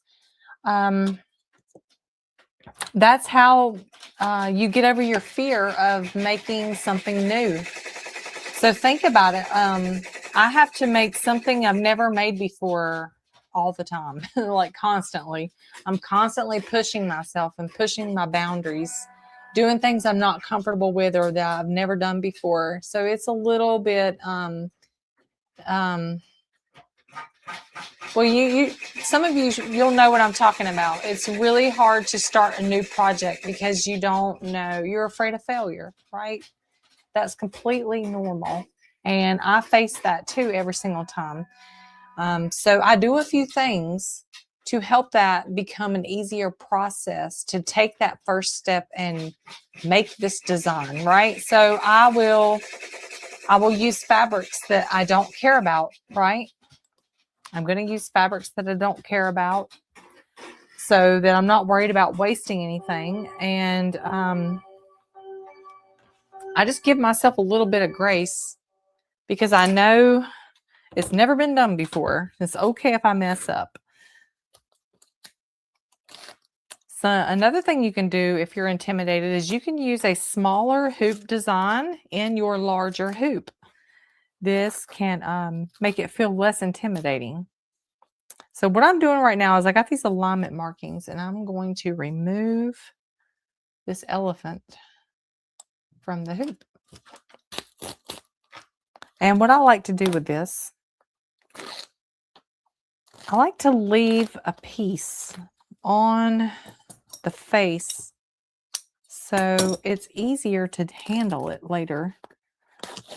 But yeah, you can just tear this out. You don't have to, I lost my stabilizer. That's okay. We're just prototyping. But yeah, you get it out of the hoop. And now we're ready for the next and last hooping where this and this are going to come together to make something, right?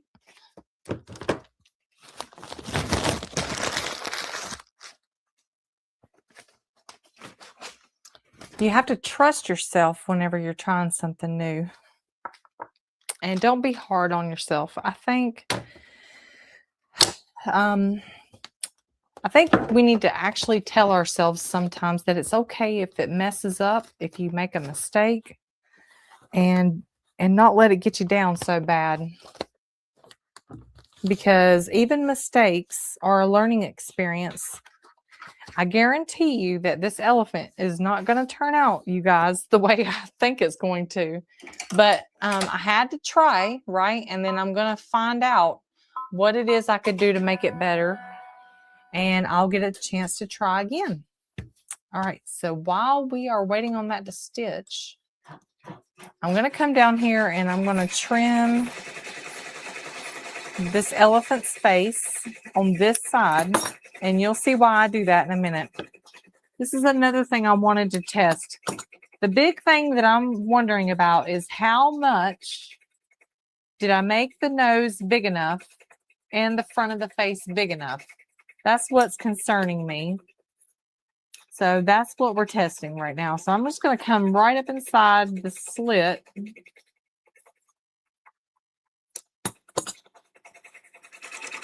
So I want to make sure that this is going to look like an actual elephant, right? We're not going to turn this right side out right now. We're leaving it just like it is. Oh my goodness. I stitched the wrong thing, you guys. Remember I said I get things out of order? look what's stitched next. It's the elephant's nose again. So now we are going to, I have to look at this. I think I've got some things messed up. Okay, here we go. Let's try that again. So we're going to be taking this piece and this piece. This section here at the top that's got this little curve. This is the back of the elephant's head. And then this is the body down here. So this shape and this shape together should make a 3D elephant head. That's the goal.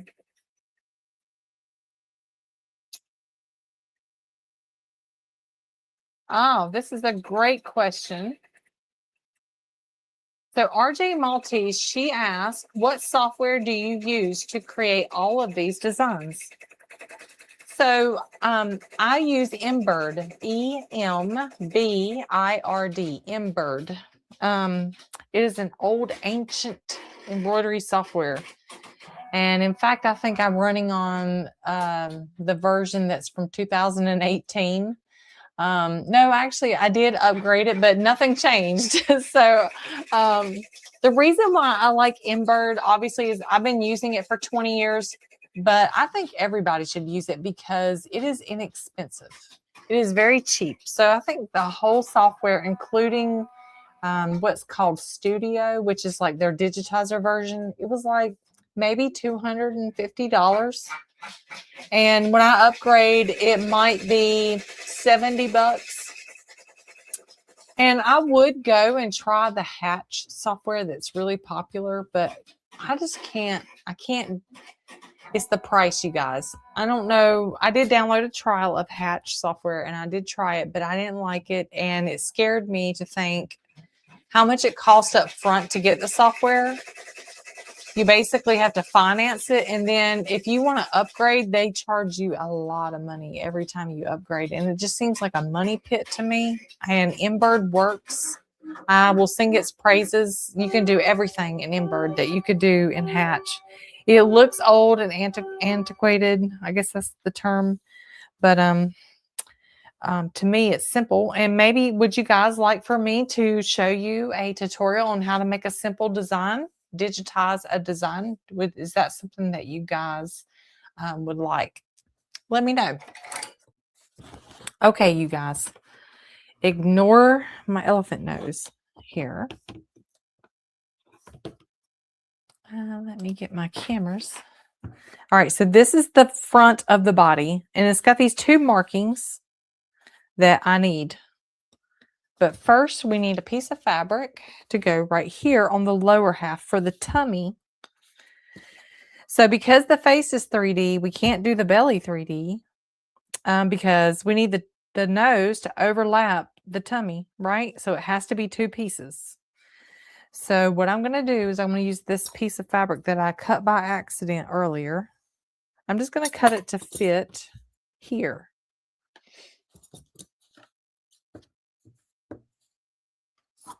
Yeah, I don't use the Hatch software because, okay, let's say I could afford it right now. What about in 5 years? What if I don't have the money and I can't upgrade it? That bothers me. I need something that I can count on that's affordable. They have been around a long time, and I'm not saying that they're bad software. It's just for me. Well, I'm a cheapskate, you guys. Okay, so we got that fabric. We're going to make some markings, and I'm going to look at you guys' comments. Let's see. Let's see here.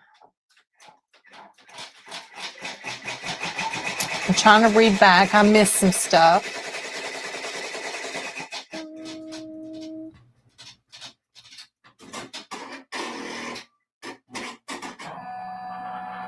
Here's a question here. So Cordero says, have a good question about the website. Will we be able to see what we have already purchased?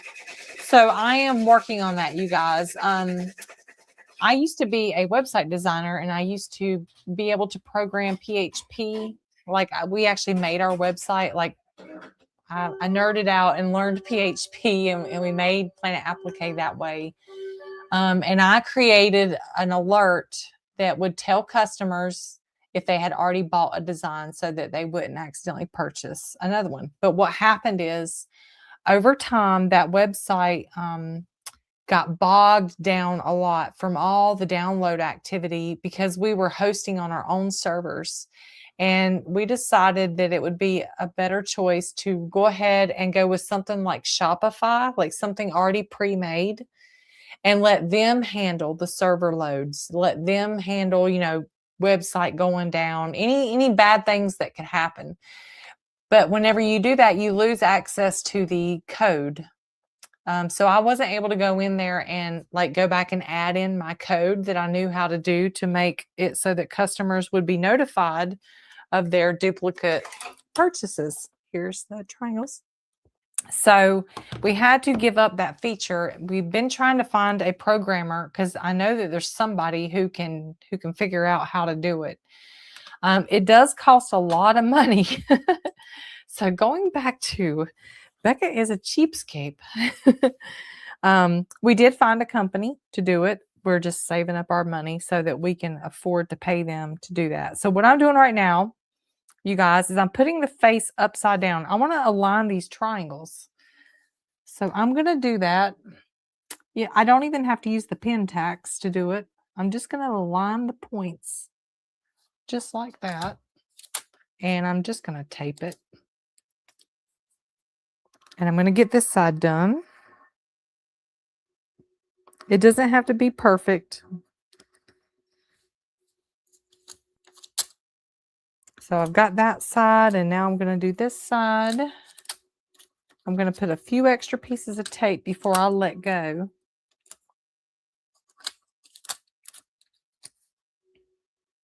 All right, now I'm going to leave the nose on this side because it's going to come through and it's going to stitch right here, and I don't want the nose. If the nose is over here, it's going to get stitched. So I'm going to flip the nose and put it on this side. Now we're going to stitch a line. All right.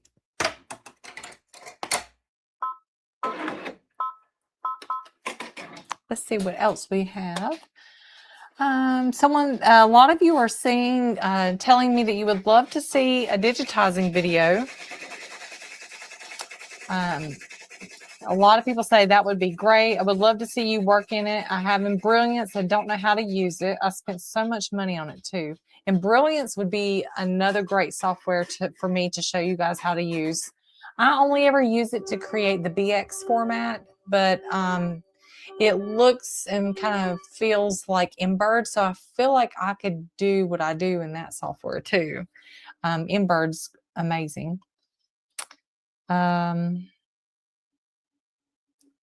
Let's see here. Let me guys show you this elephant, how I have it. But I could do a digitizing live stream. We would pick something simple for you guys so you can understand how it works. But anyway, here's that line. And now I'm just going to flip the nose to this side. And we're going to stitch the line on this side. And I got to make sure, because it's got a little, make sure it's over here well.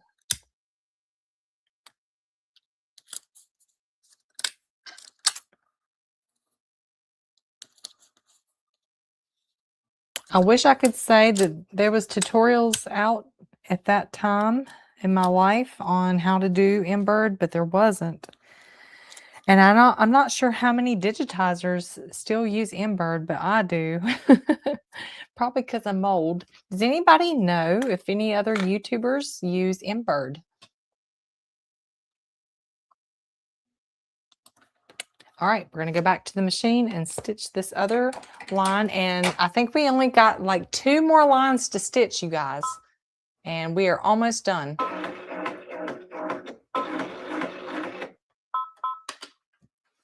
I'm going to go ahead and get my hemostats out because I know I'm going to need them.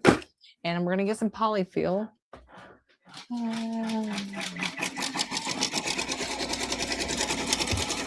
I got my trash can under the desk. I think this will be about enough.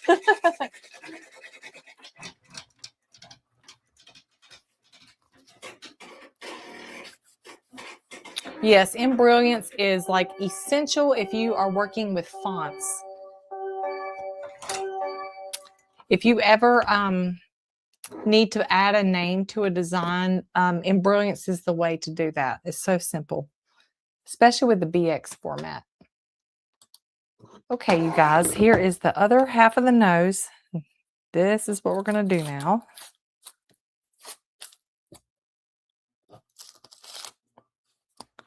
I'm about to find out if I have wasted my time.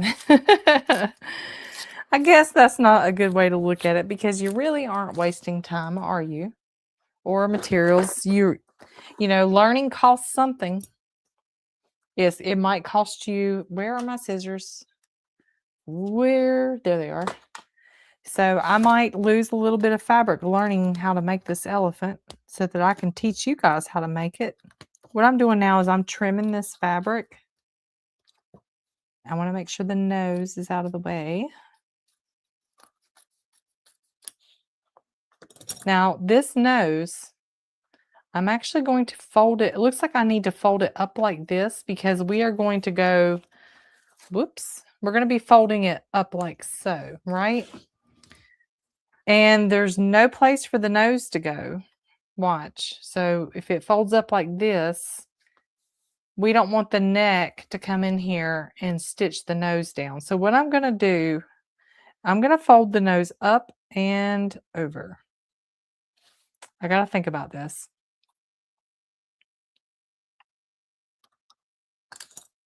These are the things that I learn when I'm prototyping, that I might need to change something in the design to make it so that you don't have to do that. All right, so now what I'm going to do is we've gotten the face attached to the tummy.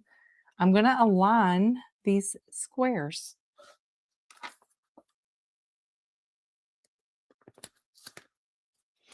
I do typically like to use the pin tacks for this because I don't want anything to slide or shift.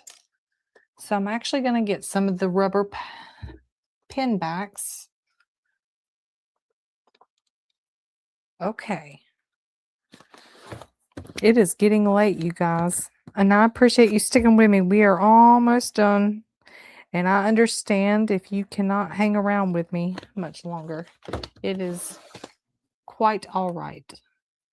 We had 3 giveaways tonight.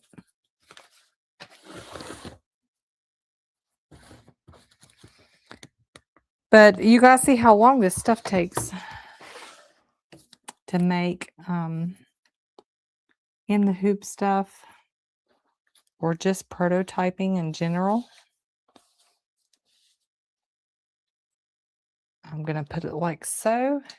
We also need the back body piece. So I got the face pinned. I'm going to pull the slack out of that face. I don't want it to be baggy down here.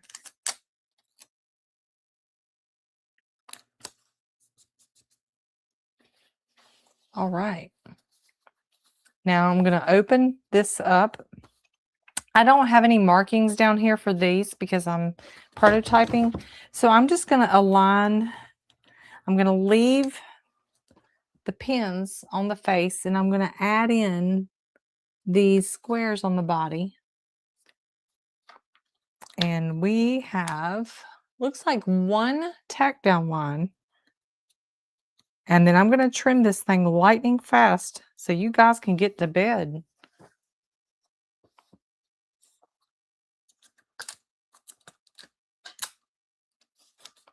Okay. Now, I'm just going to put this on the machine and stitch what I have here. Actually, I'm going to skip that. I have skipped some things that are part of the design, but I am not going to do those things because I am just prototyping. The goal with prototyping is to complete it as fast as you can so you can quickly learn what you did wrong and go back and try a new thing.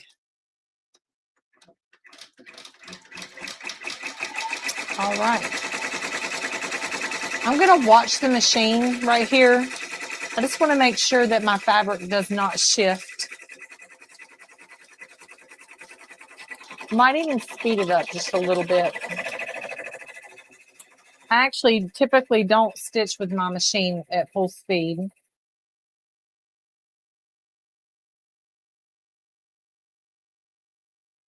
Here's a great question. So, wait a minute. Oh, what happened? I think that was right. Okay. She says, I love watching these videos. It helps motivate me to make more of the designs I have purchased. I bought some Kona cotton today to make some darling dolls. I love Kona cotton. That actually is what I got at Hobby Lobby for my quilt blocks.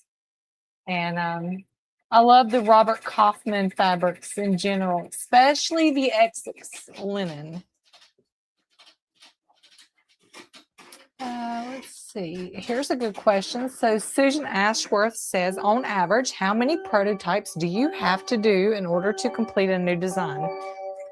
So it all depends on the design. Sometimes I can get it the first time. The Apple Buddies, this is my first one, but I have to stitch it and make it. And you know, it looks like a simple design, but I did have to consider the size of this leaf. Was it going to be the right size, the stem? And it actually turned out. So this one's done. I feel comfortable with the files for this one. This, it could take me I could get it right on the next go round, or it could take me a really long time. I hope not. I'm trying to think of some of the designs from the past that almost murdered me. Let's see. I'm thinking of Parker the polar bear. That one was hard to figure out how to do. Pepper the horse. I think I made her 6 times before I was able to get something that I liked. And it's not really just like the shape of things. Sometimes it's, you know, I understand how pieces of fabric can come together to create a shape. A curve, you know, curved pieces of fabric can create shape. But will it be easy for customers to make on a single needle machine? I have to consider all these things. Like I could make it look a certain way, but I may have to sacrifice looks to make it doable, like actually doable by a human being. You know what I'm saying? Like, what's the point in making something that is that looks perfect, like a store-bought stuffed animal, but you really could need to do it on a sewing machine? You know what I'm saying? I hope that makes sense. It really depends on the complexity of the design. All right, guys, I am going to turn this sucker right side out. Are you excited? Let me get it trimmed. That was a great question, Susan. Thank you. Let's see what else we got here.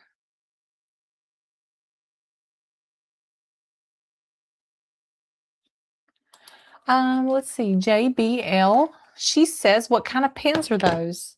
So these are the Rudy. They're called rubber pin backs, and we have them a link on we have links for these everywhere on our YouTube channel. They're like $8.99 and you get 100 and I love them.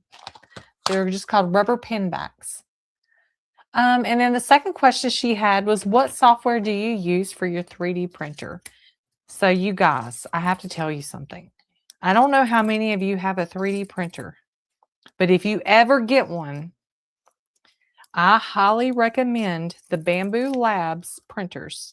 Bamboo, B-A-M-B-U. Let me tell you why. I was watching this old man. He has a YouTube channel, and he has been a software engineer like his whole life. And he's used all kinds of 3D printers and AutoCADs. And he said he would give all his machines up, and he had a whole bunch of them for a Bamboo Lab A1 is the model number, A1. And it has its own software. He explained it like this, and this is what made me go and buy this thing. He said, when you have a toaster and you want to make toast, you don't want to have to fix the toaster, right? All right, here's our little elephant, you guys. I'm turning it right side out. He said, if you want a toaster to make toast and you don't want to have to fix the toaster or calibrate the toaster, you just want it to make you some toast. He said, that's what a Bamboo Lab printer is. And I put it on my Christmas list, and I got it last year for Christmas. And I'm not even lying when I say, you guys, almost every day something is printing on my 3D printer. It was like $350 at Black Friday. Very inexpensive. I mean, that might be a lot of money for some people, but that was like my big Christmas present. And I have printed things on that 3D printer every single day. I have made all kinds of things. Like I said, I'm making a Disney castle it's a 3-foot tall Disney castle, 3 feet wide, 3 feet tall. I'm shrinking mine down. But you can make all kinds of things. I even am, you guys, I have to say this. I am designing doll joints that you can print in a 3D printer that are easier to use and are removable. So I'm working on that, and I'm going to give you guys that design for free. So if you ever do get a 3D printer, you will be able to 3D print your own doll joints, and you won't ever have to buy them again. So I've already made a couple prototypes of doll joints that are removable, but are still safe. So now I'm going to stuff this elephant, and you guys, we're about to find out if I'm a failure or if I nailed it. I'm going to start with this nose and see if I can get it stuffed. Let's see. I'm going to try to answer a few more questions while I'm sitting here. Yeah, but Parker was probably the hardest design to get right. I had to make him a bunch of times. That and Pepper the horse. Oh my goodness. I need my hemostats to get inside this nose. I'm not going to stuff the whole body. I'm just going to stuff the head as fast as I can. All right, so we got the nose. And I know this needs to be firm, so I'm going to stuff it firmly. Yeah, we're about to find out if Becca is a failure. Someone says, have you ever thought about a retreat for sewing? I would love to go to a retreat for sewing. I think that would be amazing. But my husband, he would probably starve to death if I left home for a sewing retreat.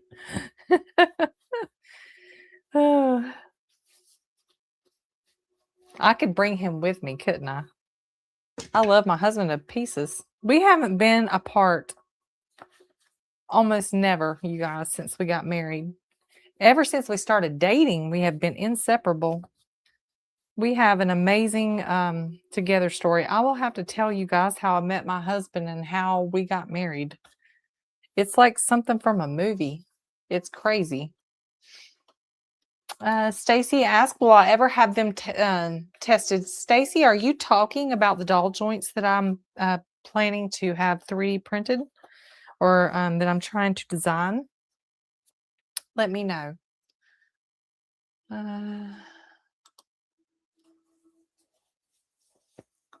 Let's see. Lindsay says, I am excited. How exciting. My dad always 3D prints things for me, and I can't wait for the full joints. Yes. And how about this, you guys? New sizes. Like, you ever notice how doll joints, they jump from 35 millimeters to 45 millimeters? It would be nice. Where did 40 go? Why is it gone? What about 50? 25. So, yeah. Oh my goodness. This is cute. I will show you in just a minute, you guys. Let me get the head stuffed properly. But I do see some things I need to change, and I'll tell you what it is, and then we're going to say goodbye. Actually, if you want me to do one more giveaway tonight, I will do another giveaway. I'm happy to do that to reward you guys for being so patient with me and dealing with my failure in starting this live stream off on a good foot tonight. I'm so sorry about that. Lessons learned. All right. So it's important that I stuff this really well so I can see what I need to change.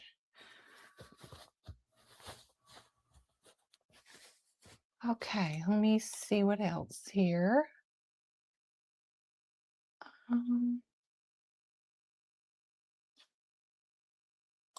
So Oz Looney Girl says, you just gave me the last push I need to get a 3D printer. I would love to print my own doll joints. I tell you, I love the 3D print. It has never failed me. Nothing has ever gone wrong. I've never had to do anything special. Like, it's literally an Apple iPhone. Like,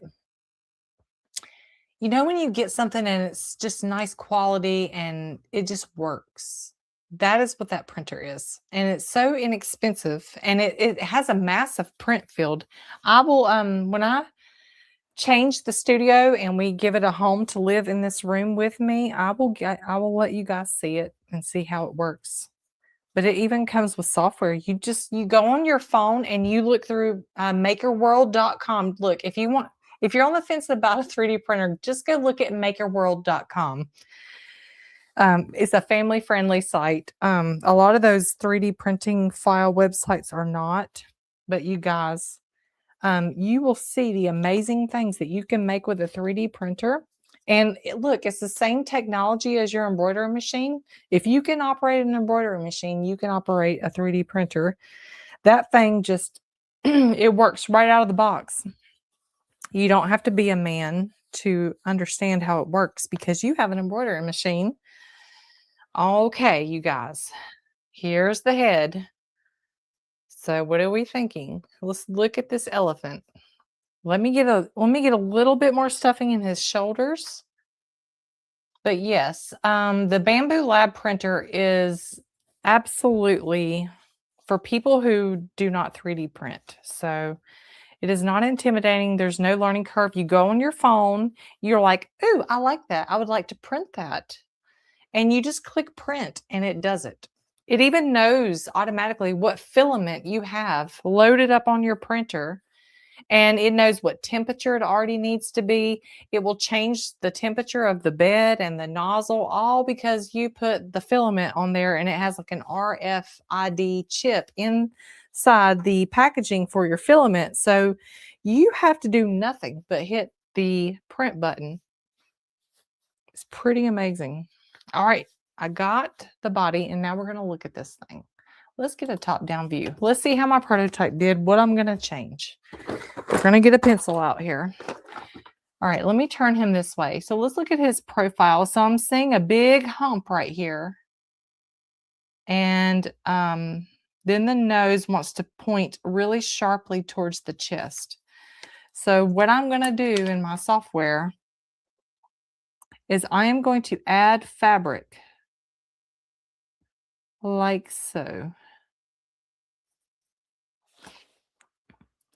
So basically I want to add about a ½ inch here, all the way down, taper it to there, which is where the lines actually start. He's going to have little lines on his nose like this, you guys.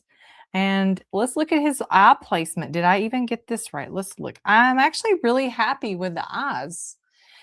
But whenever I add fabric right here, and what that looks like is I'm going to go in and change the shape of his profile, his silhouette of his face. He's going to have more fabric here.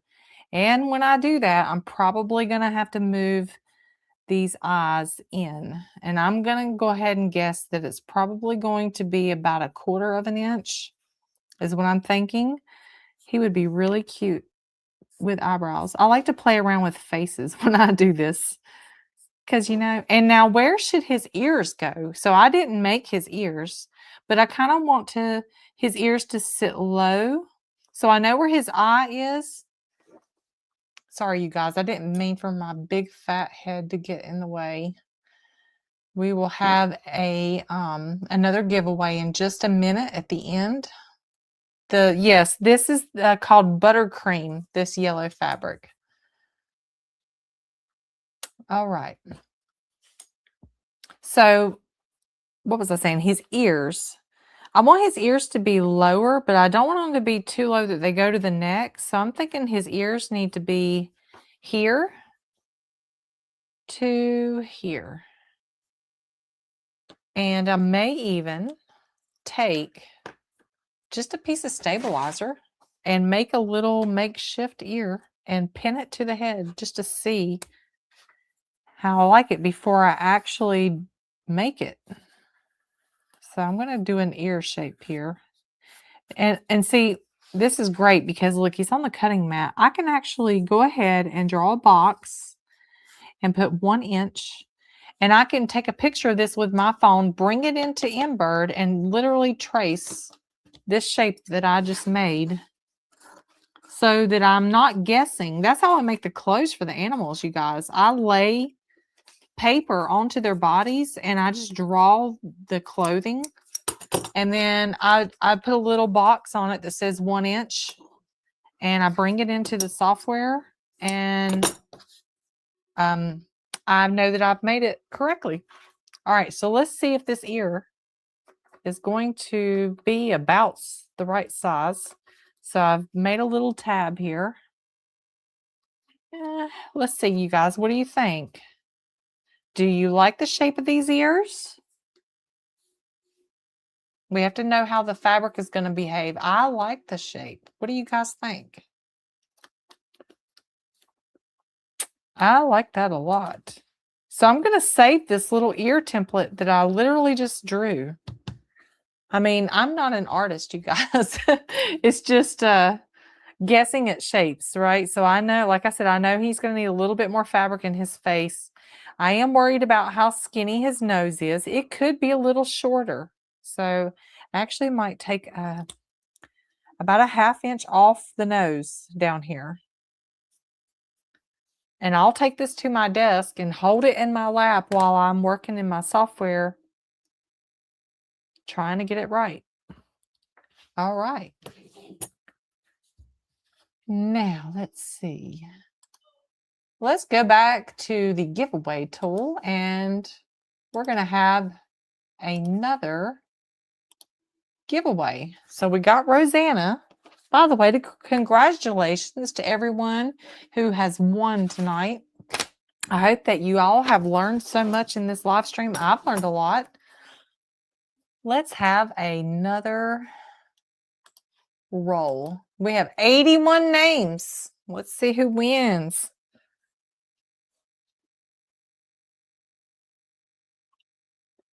Oh, just me, just. Congratulations. Oh, she's been watching all the live streams. She finally won something. That is amazing. Congratulations. So I'm going to write her down so that no one pretends to be her. And I know what her username is. Just me, just. You just want to